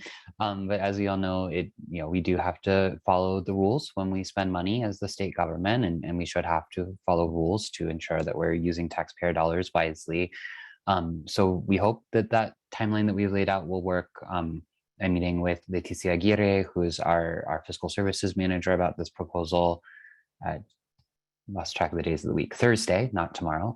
And so, if we hear any sort of significant concerns with meeting that timeline, we'll obviously relay it back to you as the task force members. But for now, we're optimistic that we can make that work for the focus groups. So just wanted to give that additional caveat that sometimes things don't move as quickly as we like, but we're doing everything we can to move this quickly.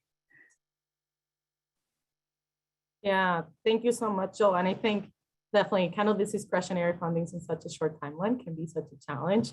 So I know you guys are trying to move it as soon as possible to be able to bring those recommendations as soon as we can to be able to support our draft recommendations.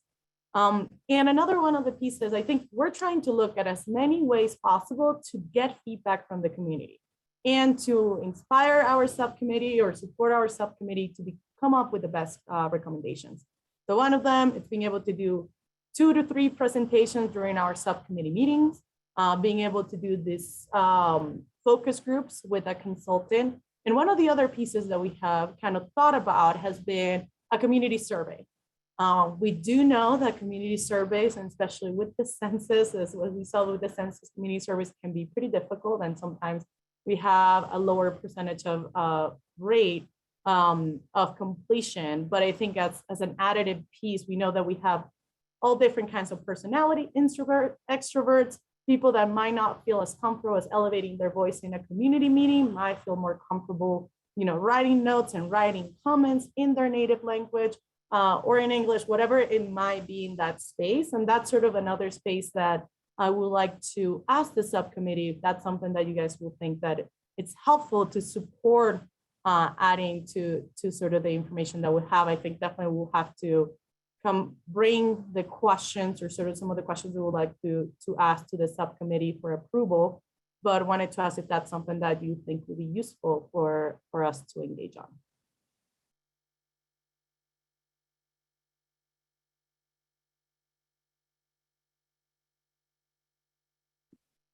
I think getting feedback in any way is really helpful. And, even if you don't get a lot of folks completing the survey, I think that it's another tool and it's another mechanism for us to be able to get community feedback. And so I think certainly if we can put it together, I think it's something that will lend itself to helping our discussion for sure.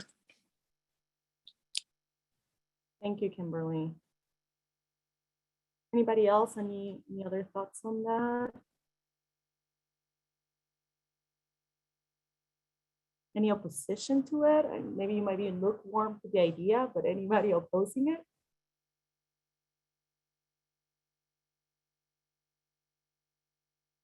Okay.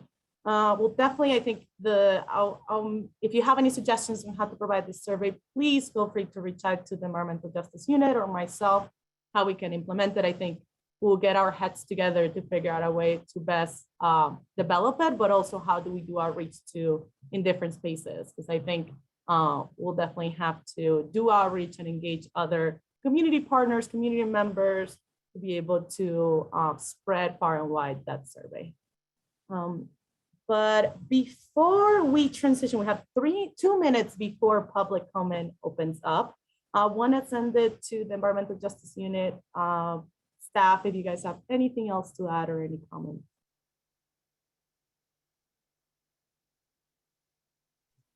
I think just want to reiterate a couple of the deadlines that you mentioned just for this subcommittee in particular. So there's the scope of work document that's basically looking for a contractor to lead those focus groups. And Ilda, you are soliciting feedback by the members of the task force here by Thursday, you said? Yes, COB Thursday. As I mentioned, guys, it takes a little while to get these processes going. So ideally by Friday, the Environmental Justice Unit can kind of clear out comments and any suggestions and be able to kind of start up the process of the ladder. Okay, great. And then also for folks to contribute to the spreadsheet, which is not in the Google Drive yet, but will be there by tomorrow. And just to add in any additional speakers or people that we feel should be in this space. So I just wanted to reiterate kind of those 2 action items. Thank you so much, Lubna. Well, with that, unless subcommittee members have any other comments, thoughts, questions, concerns, we will be opening our public comment session.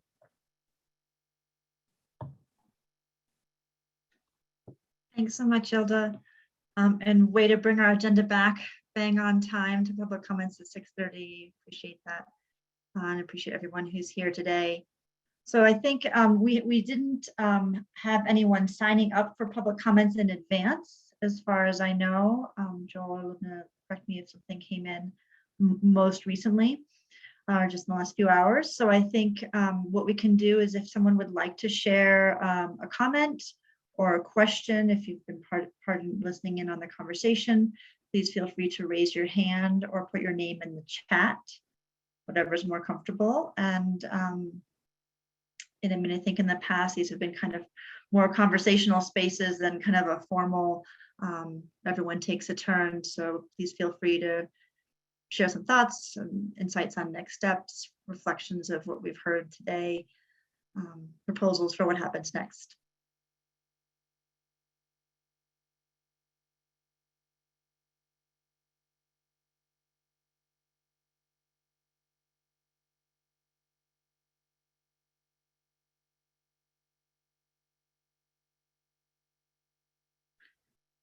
I see JD has a hand up.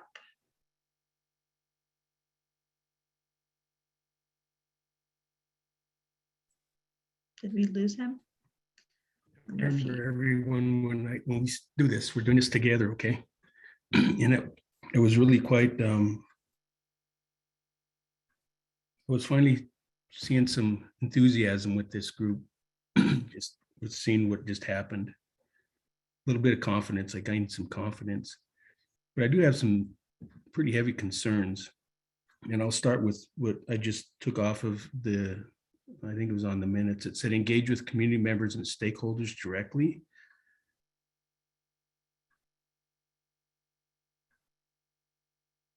What is meant by stakeholders?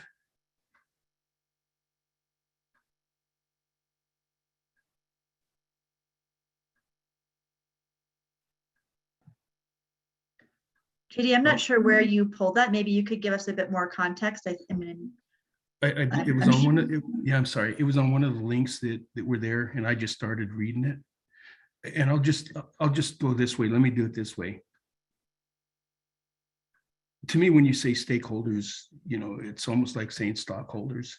So you have a corporate entity. And one thing that was very apparent, particularly as everybody was talking, the other folks that were here, when you're talking about community engagement, the lack of mistrust is sincere. And some of those terms are really quite questionable. And as you notice, a lot of people, me included, have actually seen some of the members on this environmental justice or the Colorado Department of Public Environment, Health Environment. But the thing is, when you get un viejito, an older guy like me, who's seen this go over and over and over and over, that I'm afraid this is going to be some of the same. And the reason I'm doing this and the reason I'm hanging with you is I want something different, and I mentioned this before, that it's going to get harder and harder. And I don't know how this group's going to do it, because in all sincerity, you really truly are the enemy. I mean, because you're the reason we're doing this. It's not that a lot of the groups within the marginalized communities are doing the things that we're doing because we're trying to survive it todo dia. It's an everyday struggle.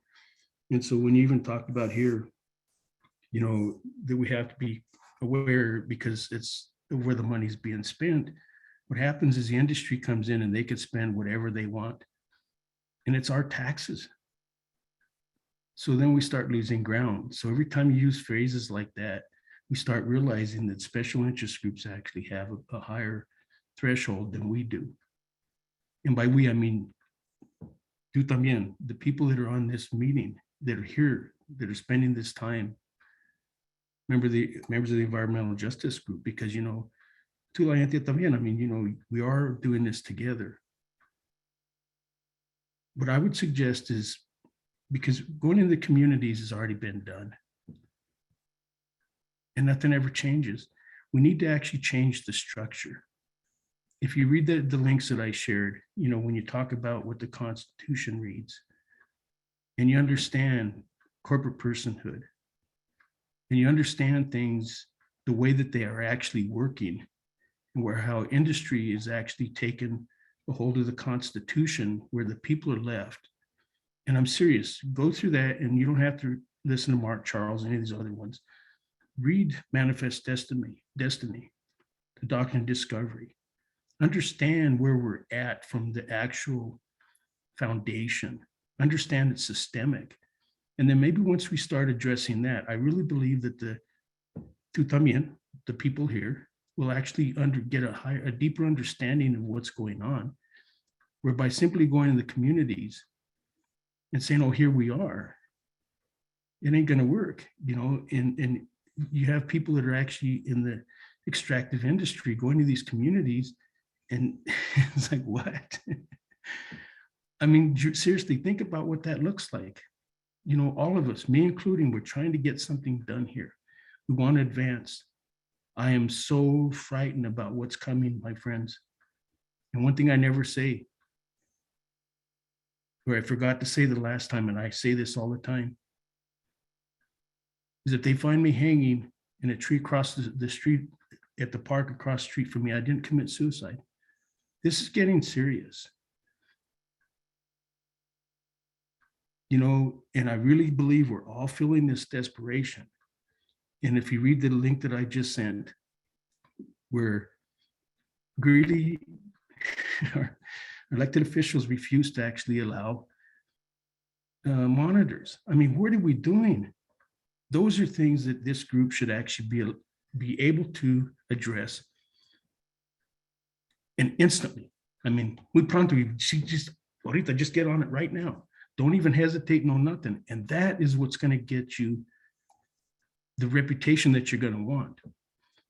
Pero cuando tú dices todo eso, you know, when you just say, oh, no, that's okay, because, well, we'll have our meetings, we'll go into the communities. Well, no, you got to start doing something. Let them understand, say, hey, no. You're not going to, we're not just going to make a comment and say, oh, yeah, we usually have, you know, the college look at this. Hit them hard. You know, and yeah, the state of Colorado, they're finally going to sue for the PFCs, you know, the forever plastics. This is late. And somebody even mentioned 50 years, but anyway, I didn't mean to go on, and I apologize. No, JD, really and I definitely hear you. And I think this is a space that we want to have a conversation with community members and hear about this. Because really this task force, like, we don't really have the teeth to immediately say, we need to have these air monitors right now. We can provide recommendations to all these different agencies on how they can better work environmental justice and equity. And I definitely hear you out. Like, we cannot just show up to community and say, we're here listening to you. And automatically think that we're building trust. This time and sort of the timeline until now, until the beginning of June, is really to be able to establish what are going to be the best practices that all these agencies that have stayed and ignored them for so long and said, oh, we just put a post or we just put it on our website and people will know about it and they will know how to defend themselves and do these pieces, that they actually, we can provide adequate and really recommendations with some teeth from this task force to be able to change the dynamics that are going to happen in the state agencies. I definitely hear you out in that we cannot just think that we're going to go into a community or have an hour meeting and that we solved all these issues for equity with access when it comes to talk to community members. But the piece is that I think it's all of the subcommittees and all the pieces together of this environmental justice task force is to actually hold all this agency accountable with these recommendations. And this is the best way that we need to do it. And this is the way the community have said it, repeated over and over. JD, I see you know the meeting, so you don't have to have every one of these ones and remind us of how this should be done. That these agencies are actually following this true recommendations from community members as we move forward.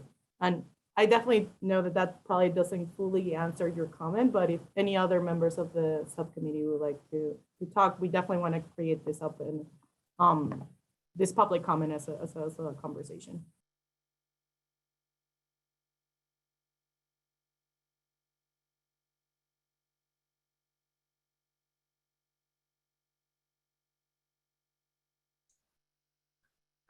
Yeah, and I do apologize, everybody, but I'm telling you, you look at LULAC y todo, you know, what happens is they get involved and they do these things and nothing comes of this. And that's my fear about this group. And that's why I'm here. And did you notice nobody's even coming? And I really thought this was going to be busy. I was really hoping for the best. And that's why what I'm trying to say here is, if there's a way that this group, being a governmental entity, can change direction.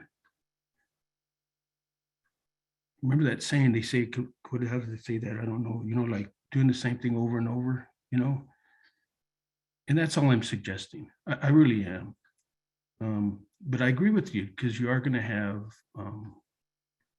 there's so many restrictions, you know, because everything that I shared in there, you know, I mean, here, a bunch of states are even trying to fight that, the idea where states can't even monitor their own, or the feds can't instill laws, you know, to actually monitor our own pollution. You know, there's all these things that we're all fighting together. And that's why I'm saying we need to change directions. And I really would like some comment from everybody else here, because I feel like sometimes I'm just talking and I don't want to offend anybody, and I don't want it to alienate nobody here, because I really want to see this work. I'm older. It's me, viejito, and I know I really feel like we failed you, you know. Just take a look. You know, I was in Denver just a little bit ago, and it's the homelessness, you know. I mean, somebody, she reminded me of my grandma. I mean, and I started crying. You know, there's something drastic's got to change, and that's all I'm saying. But I do apologize. And with that, I think, because I really don't mean to repeat all the time, but I just feel the angst. I feel it so desperate anymore in my heart. And that's why I do this. Didi, and no need to apologize for speak your mind and bring your community's voices forward. Viejito, pero viejito con ganas. And I don't know your age or anything, so I'm just joking. You know, I think one of the pieces that, yeah, we want to make sure that we're authentic in this. I come from an environmental justice community. I grew up in an oil camp. I grew up and having asthma since one of my first memories is having to use this like weird inhaler tube because the direct inhaler was too harsh for my throat. Like, I don't want to see any of our communities do that. My dad died from a heart attack from terrible air quality in terrible space where he worked in an oil field. Like, it is life or death for many of us in this space. Like, definitely we can hear that in so many aspects, like distrust that there can be folks that represent industry and other aspects. But I think that's where we need to strengthen the voices from community. We need to make sure that we are elevating them in this space and that it's just not an empty promise. Because I will tell you, like, I wouldn't, you know, I wouldn't waste my time in a space like this and putting so many hours of our time if we didn't really think that it can lead to some teeth in environmental justice, that we can adequately guide these different agencies to do a change and to do a drastic change.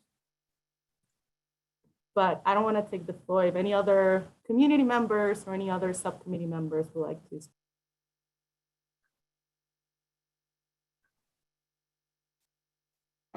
Yeah, thanks, Hilda. I would just like to say, we hear you, JD, and thank you for your engagement with the task force and subcommittees. I'm also from a disproportionately impacted community, born and raised. I'm a longtime proud Chicano activist, and I feel you where you're coming from. I've often been, I mean, I recognize, and I think a lot of us on this task force recognize that the injustices that are impacting our communities are based in a lot of our systems, which themselves are based in colonialism and exploitation.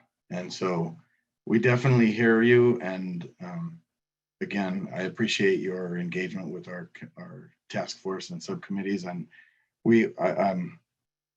I don't, you know, I'll speak for myself, but I don't think I'm alone in saying that I'm here because I'm passionate about this work and I want to do the best for my community and other communities across Colorado that I possibly can. And so I'm thankful for yours and any other public engagement and input we can get. That's really why we're here. So thanks again. Just so everybody knows, that's why I felt so proud, because I really seen hope today, you know, last couple of times. And I really want to leave this meeting right now that everybody understands. I seen some hope. I seen the life. I seen how, you know, the emotion that people hear, that everybody hears. That's why I'm saying we're doing this together, you know, and I really do mean that. You know, so maybe if I can suggest something, and I don't know how you can do that. When you look at an area like Greeley, you know, when the school official says, no, they don't want to have air monitors, the least we can maybe do is, I'm asking, you know, is maybe if this group can make a statement or show solidarity, or, you know, and I mean, do this quick, you know, because I think if we're allowed, and I'm going to say we're, because I do consider myself part of this effort. So if we can show and demonstrate that we're actively involved and we're committed, and respond fairly quickly and address the issue. And that's where even if you're for it, even if you decide, okay, you don't want the monitors, whatever it is. So if I can just suggest that, I really believe it would help a lot of the communities within this area, because that was quite a devastating blow. You know, so if there's just some way we can do that, just so to show that positive, that action. And again, I'm just trying to be productive.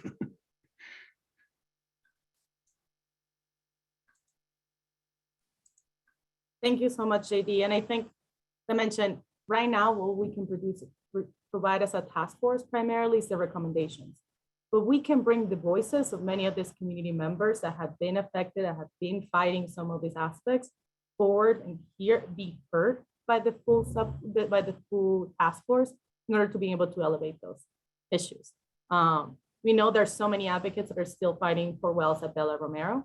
And that is not just a state issue, but when we're looking even at the superintendent of the school, not even wanting to, do some of the air monitoring happening in that space.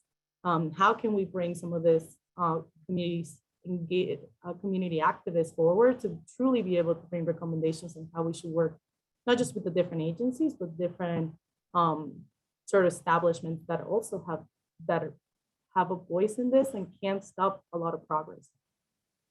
Definitely hear you, JD. Thank you so much.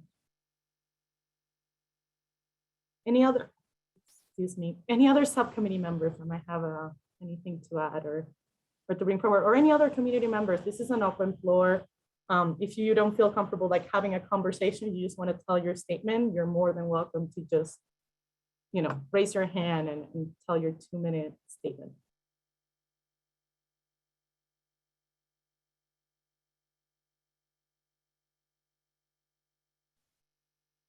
I don't want to take up too much space, so I'll be brief, but if I could real quick, just one more thing, JD, I just want to say, I feel your pain. Pueblo currently has a representative opposing air monitoring legislation that I feel is very important for our community too, and I'm not alone in feeling that way. And that's exactly why it's so important for this subcommittee, our larger task force, and our legislators to hear from people just like you. So thanks again.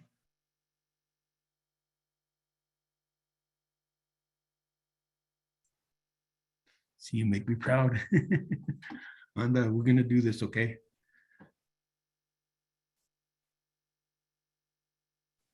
Sí se puede.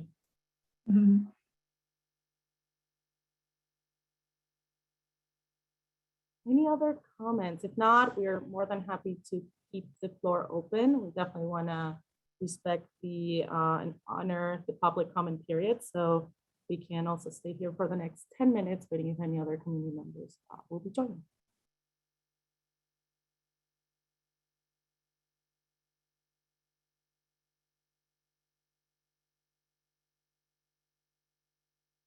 As we're sort of pausing, I wonder if I can ask a question, Hilda. Just thinking about reflecting on JD and Jamie's comments and talking about the significant change that this task force and subcommittee is working towards. It does seem like one of the challenges, and where I think this subcommittee could be really helpful, is thinking about what are effective and meaningful mechanisms to collect and respond and act on community contributions. So I think, we in many of the conversations, we're talking more about some of the mechanics and the timing and language and outreach. But that change that I hear JD calling for and Yulissa calling for, in terms of no more, thousands of meetings and it's just the same thing on repeat, I would welcome maybe any experiences that anyone in the room here and subcommittee members have seen a really clear, like, wow, community spoke, and this is how that was reflected in an agency action or a protection or could we maybe share a little inspiration of where we've seen some of those pivot points or changes?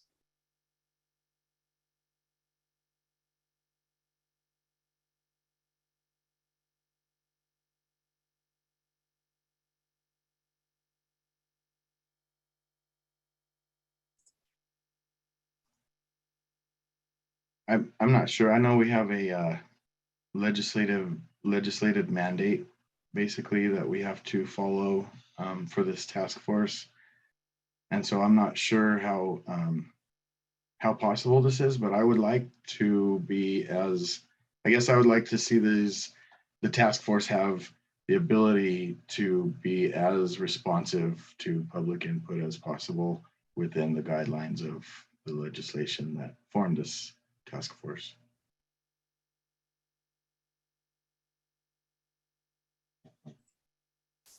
Jaime, if it's okay for me to weigh in, to that point, I think we want that too. And as your staff, we can help figure out ideas, right? So I think some of what we heard about earlier was about engagement, but it was also, and this is the engagement subcommittee, right? Where we have, limited time to work through a lot of really important questions that we heard about earlier from Araceli and Julissa about like what is the best way to reach communities that we can build into the report, right? So that's why we're all here. For some of the other questions we've heard about, like something substantive like when should monitoring happen, that's sort of not about engagement. I think that sort of falls within the scope of some of the other subcommittees, right? So for example, the data and health disparities subcommittee that Beatriz is a part of, that's sort of one of the topics that can think about, right? Are there recommendations for when to prioritize something like monitoring, which is ultimately a data gathering tool to figure out whether there is or is not likely to be a health impact given concentrations of different pollutants in the air.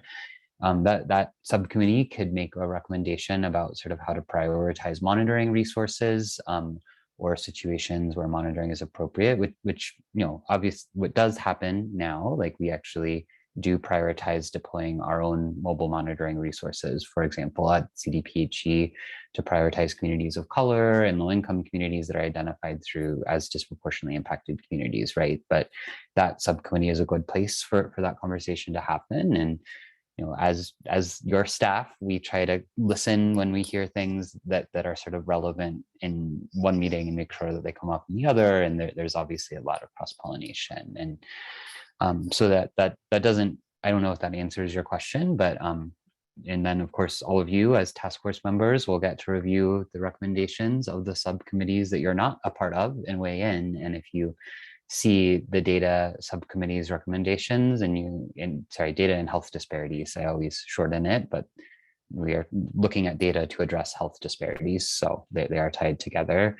You see those recommendations and you see something that's missing, that's why all the subcommittees will come back together and you can provide that input of like, I didn't see any recommendations about how we prioritize air monitoring resources to understand what's in the air in communities of color or low-income communities, right? So I wish it was a less complicated process, but it's the best process that we could figure out to do really a lot of very ambitious work in a short period of time. And I guess I would just encourage all of you and members of the public that where you have ideas for things that should be included in the task force report, like email them to us. For the public, you can always use our CDPHE EJ@state.co.us email address, and we'll get those sort of parceled out as public comments to the right places. For task force members, you can email Lubna at any time with your substantive ideas. And when you have those 3 a.m. ideas about where we should prioritize monitoring resources or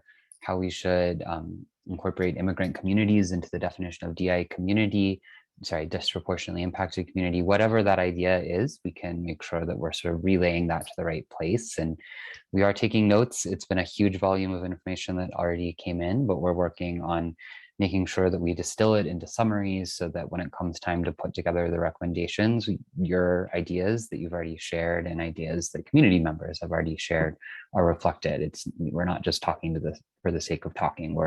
We are listening as your staff to make sure that we're capturing your ideas that can come forward in your final recommendation. So that was a longer answer than I meant to give to your question, but does that kind of answer your question, Jaime? Yeah, I think so. Thanks, Joel.